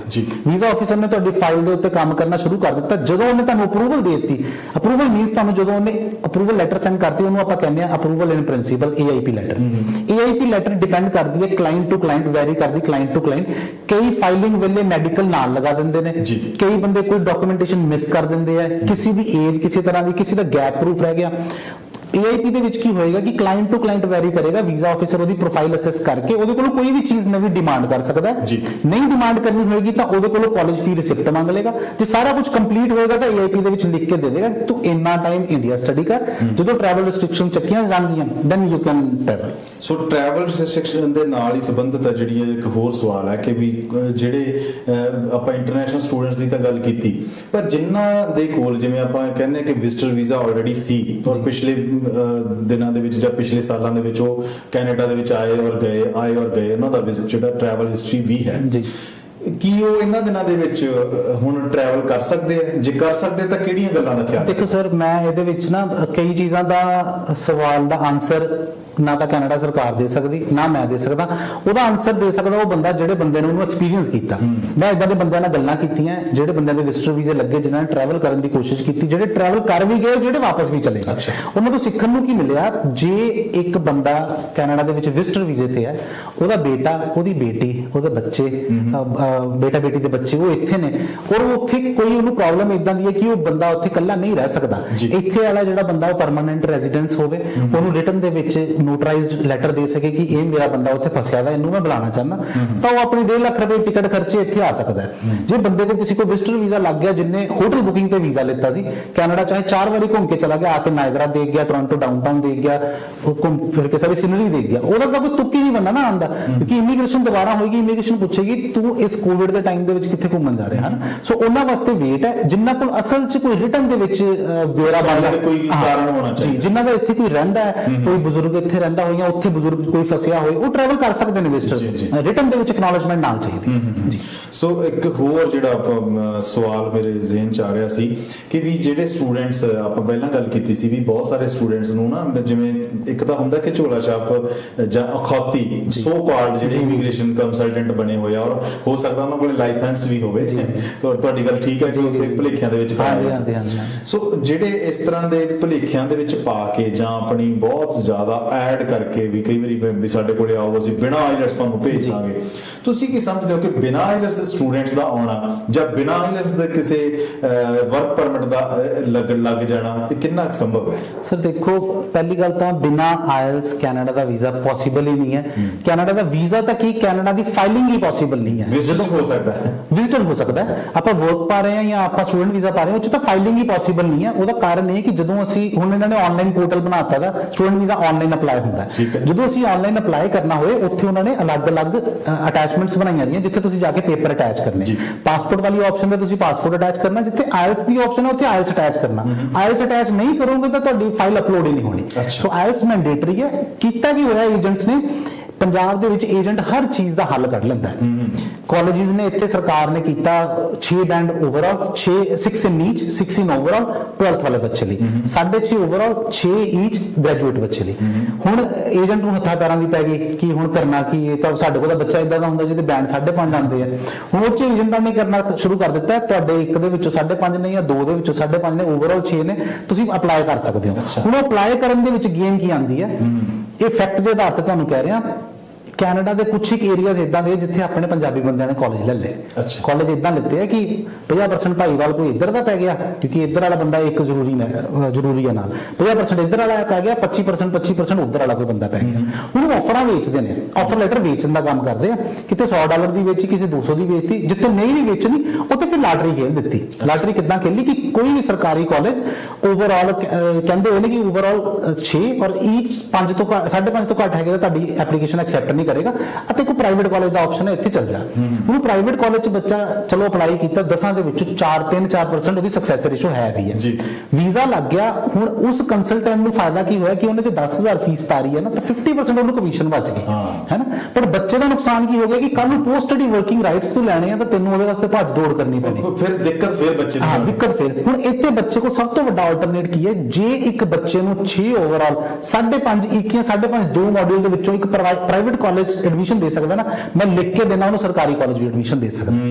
ਉਹਦੇ ਵਿੱਚ ਹੁੰਦਾ ਕਿ ਹੁਣ ਮੈਂ ਕਈ ਬੱਚੇ ਗਏ ਕਿਸੇ ਕੰਸਲਟੈਂਟ ਕੋਲ ਕਿ ਮੈਨੂੰ ਪ੍ਰਾਈਵੇਟ ਕਾਲਜ 'ਚ ਭੇਜ ਦੇ, ਆਫਰ ਲੈਟਰ ਵੀ ਲੈ ਕੇ ਆ ਗਏ। ਮੈਂ ਉਹਨਾਂ ਨੂੰ ਕਿਹਾ ਮੈਂ ਸਰਕਾਰੀ 'ਚ ਭੇਜਾਂਗਾ, ਮਹੀਨਾ ਆਫਰ ਲੈਟਰ ਨੂੰ ਐਕਸਟਰਾ ਲੱਗਣਾ। ਬੱਚੇ ਸਰਕਾਰੀ ਕਾਲਜ 'ਚ ਆਏ, ਸ਼ਾਇਦ ਸ਼ੋਅ ਵੀ ਸੁਣਦੇ ਹੋਣ, ਉਹ ਵਧੀਆ ਇੱਥੇ ਪੜ੍ਹਦੇ ਪਏ ਨੇ, ਕੋਈ ਪ੍ਰੋਬਲਮ ਨਹੀਂ ਆਈ ਉਸ ਚੀਜ਼ ਉਹ 'ਚ। ਇਹ ਹੁੰਦਾ ਕਿ ਉਹਨਾਂ ਦੇ ਵਿੱਚ ਥੋੜਾ ਜਿਹਾ ਐਡ ਆਨ ਕਰ ਦਿੰਦੇ, ਮੰਥ ਕੇ ਇੱਥੇ ਆ ਕੇ ਜਿਹੜੇ 5.5 ਬੈਂਡ ਉਹਦੇ ਵਿੱਚ ਹੁੰਦੇ ਆ, ਮੰਥ ਕੇ ਇੱਥੇ ਉਹਨਾਂ ਨੇ ਇੰਗਲਿਸ਼ ਦਾ ਇੱਕ ਕੋਰਸ ਬਣਾ ਦਿੰਦੇ, ਉਹ ਕਰਕੇ ਨਾਲ ਦੀ ਨਾਲ ਤੁਸੀਂ ਕਾਲਜ 'ਚ ਮੇਨ ਡਿਪਲੋਮਾ ਸਟਾਰਟ ਕਰ। ਅੱਛਾ, ਮਤਲਬ ਕਹਿਣ ਦਾ ਭਾਵ ਇਹ ਹੋਇਆ ਕਿ ਜਿਹੜਾ ਕੋਈ ਉੱਥੇ ਜਿਹੜਾ ਝੋਲਾ ਛਾਪ ਜਾਂ ਕੋਈ ਠੱਗੀ ਮਾਰਨ ਵਾਲਾ ਏਜੰਟ ਹੈ ਕਿ ਕਹਿ ਰਿਹਾ ਕਿ ਮੈਂ ਤੁਹਾਡੇ ਬੱਚੇ ਨੂੰ ਜਾਂ ਤੁਹਾਨੂੰ ਬਿਨਾਂ ਆਈਲਟਸ ਭੇਜ ਸਕਦਾ ਵਰਕ ਪਰਮਿਟ ਤੇ ਜਾਂ ਸਟੂਡੈਂਟ ਵੀਜ਼ਾ ਤੇ, ਤਾਂ ਮੈਨੂੰ ਲੱਗਦਾ ਵੀ ਸਰਾਸਰ ਝੂਠ ਹੈ। ਸਰ 110% ਝੂਠ, ਉਹਦੀਆਂ ਗੱਲਾਂ 'ਚ ਨਹੀਂ ਆਉਣਾ ਚਾਹੀਦਾ। ਸੈਕੰਡਲੀ ਬੱਚਿਆਂ ਨੂੰ ਇਸ ਚੀਜ਼ ਤੋਂ ਮੈਂ ਅਵੇਅਰ ਕਰਾਉਣਾ ਚਾਹਾਂਗਾ ਕਿ ਜਿਹੜੇ ਵੀ ਬੱਚੇ ਨੇ ਕੇਸ ਇੱਥੇ ਅਪਲਾਈ ਕਰਨਾ, ਆਪਣੇ ਕਾਲਜ ਦੀ ਰੈਂਕਿੰਗ ਚੈੱਕ ਕਰੇ। ਕੈਨੇਡਾ ਸਰਕਾਰ ਜਦੋਂ ਆਪਾਂ ਉੱਪਰ ਲਿਖਦੇ ਆ ਨਾ ਕਾਲਜ ਜਿਹੜੇ ਗਵਰਨਮੈਂਟ ਕਾਲਜ ਕਿਹੜੇ ਨੇ ਕੈਨੇਡਾ 'ਚ, ਪੂਰੇ ਕਾਲਜ ਦੀ, ਪੂਰੇ ਕੈਨੇਡਾ ਜਿੰਨੇ ਕਾਲਜ ਰਜਿਸਟਰਡ ਹੈ ਉਹ ਸਾਰੇ ਕਾਲਜ ਦੀ ਲਿਸਟ ਹੈ। ਹਾਂਜੀ। ਤੇ ਬੱਚਾ ਇੱਥੇ ਉਸ ਕਾਲਜ 'ਚ ਆਵੇ ਜਿਹੜੇ ਕਾਲਜ ਦੇ ਵਿੱਚ ਕੱਲ ਭਵਿੱਖ ਵਧੀਆ ਹੋਏਗਾ, ਜਿੱਥੇ ਕੱਲ ਨੂੰ ਪੋਸਟ ਸਟੱਡੀ ਵਰਕਿੰਗ ਰਾਈਟ ਮਿਲਣਗੇ। ਬੱਚਾ ਇੰਡੀਆ ਤੋਂ ਆਉਂਦਾ ਹੈ, 20 ਲੱਖ ਰੁਪਏ ਮਾਂ ਪਿਓ ਦਾ ਲਗਵਾ ਕੇ ਆਉਂਦਾ, ਸਾਲ ਦੀ ਫੀਸ, ਸਾਲ ਦਾ GIC, ਇੱਥੇ ਆਇਆ, ਇੱਥੇ ਆ ਕੇ ਭਾਜੀ 2 ਮਹੀਨੇ ਬਾਅਦ ਨਾ ਇੰਡੀਆ ਤੋਂ ਏਜੰਟ ਜੋ ਮਰਜ਼ੀ ਕਹਿ ਕੇ ਭੇਜ ਦੇਵੇ, ਇੱਥੇ ਆ ਕੇ 2 ਮਹੀਨੇ ਬਾਅਦ ਬੱਚੇ, 2 ਮਹੀਨੇ ਵੀ ਜ਼ਿਆਦਾ ਕਹਤੇ, 2 ਮਹੀਨੇ ਬਾਅਦ ਬੱਚੇ ਨੂੰ ਪਤਾ ਲੱਗ ਜਾਂਦਾ ਕਿ ਮੇਰੇ ਨਾਲ ਕਿਹੜੀ ਚੀਜ਼ 'ਚ ਠੱਗੀ ਵੱਜੀ ਹੈ, ਕਿਹੜੀ ਚੀਜ਼ 'ਚ ਮੇਰੇ ਨਾਲ ਫਾਇਦਾ ਹੋਇਆ। ਫਿਰ ਬੱਚਾ ਜਾਂਦਾ ਡਿਪਰੈਸ਼ਨ 'ਚ ਭਾਜੀ, ਹੈ ਨਾ। ਇੱਥੇ ਸਾਰੇ ਸਟੂਡੈਂਟਸ ਨੂੰ ਮੈਂ ਮਾੜਾ ਨਹੀਂ ਕਹਿ ਸਕਦਾ, ਸਾਰੇ ਚੰਗੇ ਵੀ ਨਹੀਂ ਹੈਗੇ। ਜਿਹੜਾ ਪ੍ਰਾਈਵੇਟ ਕਾਲਜ 'ਚ ਆ ਗਿਆ ਉਹਨੂੰ ਸਾਲ 2 ਸਾਲ ਬਾਅਦ ਭਾਜੀ ਜੋ ਹਰਡਲਸ ਦੇਖਣੀਆਂ ਪੈਂਦੀਆਂ ਨਾ, ਉਹ ਬੱਚਾ ਜਾਣਦਾ ਜਾਂ ਉਹਦੇ ਮਾਂ ਪਿਓ ਜਾਣਦੇ ਹੋਣ। ਜਿਨ੍ਹਾਂ ਨੇ 20 ਲੱਖ ਰੁਪਏ ਲਾ ਕੇ ਇੱਥੇ ਭੇਜਤਾ, ਸਾਲ ਦੀ ਐਡਮਿਸ਼ਨ, ਅਗਲੇ ਸਾਲ ਦੀ ਫੀਸ ਫੇਰ ਖੜੀ ਹੈ, ਹੱਡ ਤੋੜ ਮਿਹਨਤ ਕਰਕੇ ਸਾਲ ਦੀ ਫੀਸ ਫੇਰ ਕੱਢੇਗਾ, ਔਰ 2 ਸਾਲ ਦੀ ਸਟੱਡੀ ਕਰਨ ਤੋਂ ਬਾਅਦ ਫੇਰ ਵਰਕ ਵੀਜ਼ੇ ਵਾਸਤੇ ਫੇਰ ਨਹੀਂ ਐਲੀਜੀਬਲ ਹੈਗਾ। ਗਗਨ ਜੀ, ਕਿਤੇ ਇਹ ਤਾਂ ਨਹੀਂ ਹੈ ਕਿ ਵੀ ਜਿਹੜੇ ਏਜੰਟ, ਜਿਹੜੇ ਝੋਲਾ ਛਾਪ ਏਜੰਟ ਇਹ ਕਹਿੰਦੇ ਆ ਕਿ ਵੀ ਅਸੀਂ ਤੁਹਾਡੇ ਬੱਚੇ ਨੂੰ ਜਾਂ ਤੁਹਾਨੂੰ ਅਸੀਂ ਬਿਨਾਂ ਆਈਲਟਸ ਤੋਂ ਭੇਜ ਸਕਦੇ ਹਾਂ ਔਰ ਤੁਹਾਨੂੰ ਵਰਕ ਪਰਮਿਟ ਵੀ ਮਿਲ ਸਕਦਾ ਹੈ, ਤੇ ਕਿਤੇ ਇਹ ਤਾਂ ਨਹੀਂ ਕਿ ਵੀ ਉਹ ਪੈਸੇ ਲੈ ਕੇ ਆਈਲਟਸ ਦੀ ਡਿਗਰੀ ਦੇ ਦਿੰਦੇ ਹੁਣ ਵੀ ਆ ਚੱਕੋ ਸਰ ਹੁੰਦਾ ਜੀ, ਪੰਜਾਬ 'ਚ ਹੁੰਦਾ ਸਾਰਾ ਕੁਝ, ਹੋਇਆ ਇਹ ਸਾਰਾ ਕੁਝ ਹੁੰਦਾ ਵੀ ਹੋਏਗਾ। ਹੁਣ ਗੱਲ ਪਤਾ ਕੀ ਹੈ, ਮੈਂ ਜਿਹੜੀ ਰਾਹ ਤੇ ਤੁਰਿਆ ਦਾ ਮੈਨੂੰ ਉਹ ਚੀਜ਼ਾਂ ਬਾਰੇ ਜ਼ਿਆਦਾ ਪਤਾ, ਆਪਾਂ ਇਸ ਪਾਸੇ ਨੂੰ ਕੋਈ ਤੁਰਿਆ ਨਹੀਂ, ਬਟ ਮਾਰਕੀਟ 'ਚ ਜੋ ਹੁੰਦਾ ਉਹਦੇ ਬਾਰੇ ਆਪਾਂ ਨੂੰ ਪਤਾ ਹੈ। ਸੋ ਮੈਂ ਹਰ ਇੱਕ ਨੂੰ ਕਹਾਂਗਾ ਇਹੀ ਕਿ ਇਹਨਾਂ ਚੀਜ਼ਾਂ ਤੋਂ ਬਚਿਆ ਕਰੋ, ਬਚਾਅ ਵਿੱਚ ਹੀ ਬਚਾਅ। ਆਪਣਾ ਜਾਂਦੇ ਇੱਕ ਵਾਰੀ ਫੋਨ ਨੰਬਰ ਅਨਾਉਂਸ ਕਰ ਦਿਓ, ਔਰ ਨਾਲ ਦੀ ਨਾਲ ਕੋਈ ਜਾਂਦੇ ਕੋਈ ਟਿਪ ਦੇਣੀ ਚਾਹੁੰਦੇ ਆ, ਕੋਈ ਮੈਸੇਜ ਦੇਣਾ ਚਾਹੁੰਦੇ ਤਾਂ ਉਹ ਵੀ ਜ਼ਰੂਰ ਸ਼ੇਅਰ ਕਰੋ। ਪਹਿਲਾਂ ਤਾਂ ਮੈਂ ਧੰਨਵਾਦੀ ਹਾਂ ਤੁਹਾਡਾ, ਰਮਨ ਜੀ ਦਾ ਔਰ ਵਿਜ਼ਨ ਪੰਜਾਬ TV ਦਾ, ਕਿ ਜਿਨ੍ਹਾਂ ਨੇ ਮੈਨੂੰ ਸਮਾਂ ਦਿੱਤਾ ਇੱਥੇ ਬੋਲਣ ਦਾ ਜਾਂ ਕੁਝ ਆਪਣੇ ਵਿਚਾਰ ਤੁਹਾਡੇ ਨਾਲ ਸਾਂਝੇ ਕਰਨ ਦਾ। ਮੈਂ ਵਾਹਿਗੁਰੂ ਅੱਗੇ ਅਰਦਾਸ ਕਰਦਾ ਉਹਨਾਂ ਸਾਰੇ ਬੰਦਿਆਂ ਲਈ ਜਿਹੜੇ ਕੋਈ ਬੰਦੇ ਵੀਜ਼ਾ ਇੱਥੇ ਦਾ ਅਪਲਾਈ ਕਰਨਾ ਚਾਹੁੰਦੇ ਨੇ ਜਾਂ ਜਿਹੜੇ ਲੋਕੀ ਕੈਨੇਡਾ ਆਉਣਾ ਚਾਹੁੰਦੇ ਨੇ, ਕਿਉਂਕਿ ਮੈਨੂੰ ਰੱਬ ਨੇ ਬੜਾ ਵਧੀਆ ਰੱਖਿਆ। ਮੈਂ ਦੁਨੀਆ ਦੇ ਵਿੱਚ ਮੋਸਟਲੀ ਚੰਗੇ ਸਾਰੇ ਮੁਲਕਾਂ ਦੇ ਵਿੱਚ ਟਰੈਵਲਡ ਹਾਂ, ਬਟ ਜੇ ਕਿਸੇ ਮੁਲਕ ਨੂੰ ਸਵਰਗ ਦਾ ਦਰਜਾ ਦੇਣਾ ਹੋਵੇ ਤਾਂ ਮੈਂ ਕੈਨੇਡਾ ਨੂੰ ਦੇਵਾਂਗਾ। ਉਹ ਮੁਲਕ ਵਾਈਜ਼ ਨਹੀਂ, ਉੱਥੇ ਦੇ ਲੋਕਾਂ ਵਾਈਜ਼, ਠੀਕ ਹੈ। ਸੋ ਤੁਹਾਡੇ ਸੁਪਨੇ ਪੂਰੇ ਹੋਣ। ਮੇਰੇ ਜਲੰਧਰ ਦੇ ਵਿੱਚ 2 ਦਫ਼ਤਰ ਹੈਗੇ ਨੇ। ਤੁਸੀਂ ਇੰਡੀਆ ਤੋਂ ਕਿਸੇ ਨੇ ਕੰਟੈਕਟ ਕਰਨਾ 98782 51067, 98787 26067, ਇਹ ਮੇਰੇ 2 ਨੰਬਰ ਨੇ। ਇੱਥੇ ਮਿਸ ਕਾਲ ਕਰੋ, ਚਾਹੇ ਤੁਸੀਂ WhatsApp ਤੇ ਪ੍ਰੋਫਾਈਲ ਸ਼ੇਅਰ ਕਰੋ, ਤੁਹਾਡੀ ਮੇਰੇ ਨਾਲ ਗੱਲ ਕਰਾਂਗੇ। ਇਨਸਾਈਡ ਕੈਨੇਡਾ, ਕੈਨੇਡਾ ਤੋਂ ਕੋਈ ਕੁਆਰੀ ਚਾਹੀਦੀ ਹੈ ਤੁਹਾਨੂੰ 4163016650, ਇਹ ਮੇਰਾ ਕੈਨੇਡਾ ਦਾ ਨੰਬਰ ਹੈ। ਸੋ ਬਹੁਤ ਸ਼ੁਕਰੀਆ ਗਗਨ ਜੀ, ਔਰ ਆਉਣ ਵਾਲੇ ਦਿਨਾਂ 'ਚ ਹੋਰ ਕੋਈ ਨਵੀਂ ਅਪਡੇਟ ਦੇ ਨਾਲ thank you so much. Always ਜੀ ਸ਼ੁਕਰੀਆ। ਸੋ ਦਰਸ਼ਕੋ ਤੁਹਾਡਾ ਵੀ ਸ਼ੁਕਰੀਆ, ਔਰ ਇਸੇ ਤਰੀਕੇ ਦੇ ਨਾਲ ਵਿਜ਼ਨ ਪੰਜਾਬ TV ਦੇਖਦੇ ਰਹੋ ਔਰ ਪਿਆਰ ਦੇ ਦਿੰਦੇ ਰਹੋ। ਵਿਜ਼ਨ ਪ੍ਰਾਈਮ ਟਾਈਮ ਸ਼ੋਅ ਨੂੰ ਸੋਮਵਾਰ ਤੋਂ ਲੈ ਕੇ ਵੀਰਵਾਰ ਤੱਕ, ਔਰ ਸਮਾਂ ਇਸ ਦਾ ਹੁੰਦਾ 7 ਤੋਂ 8, ਨਵੇਂ ਵਿਸ਼ੇ ਨਵੇਂ ਮਹਿਮਾਨ ਦੇ ਨਾਲ ਫਿਰ ਤੁਹਾਡੇ ਸਨਮੁਖ ਹੋਵਾਂਗੇ। ਤਦ ਤੱਕ ਦੇ ਲਈ ਦਿਓ ਇਜਾਜ਼ਤ। ਸ਼ੁਕਰੀਆ, ਜਿਉਂਦੇ ਰਹੋ, ਵਸਦੇ ਰਹੋ, ਸ਼ਬਾ ਖੈਰ।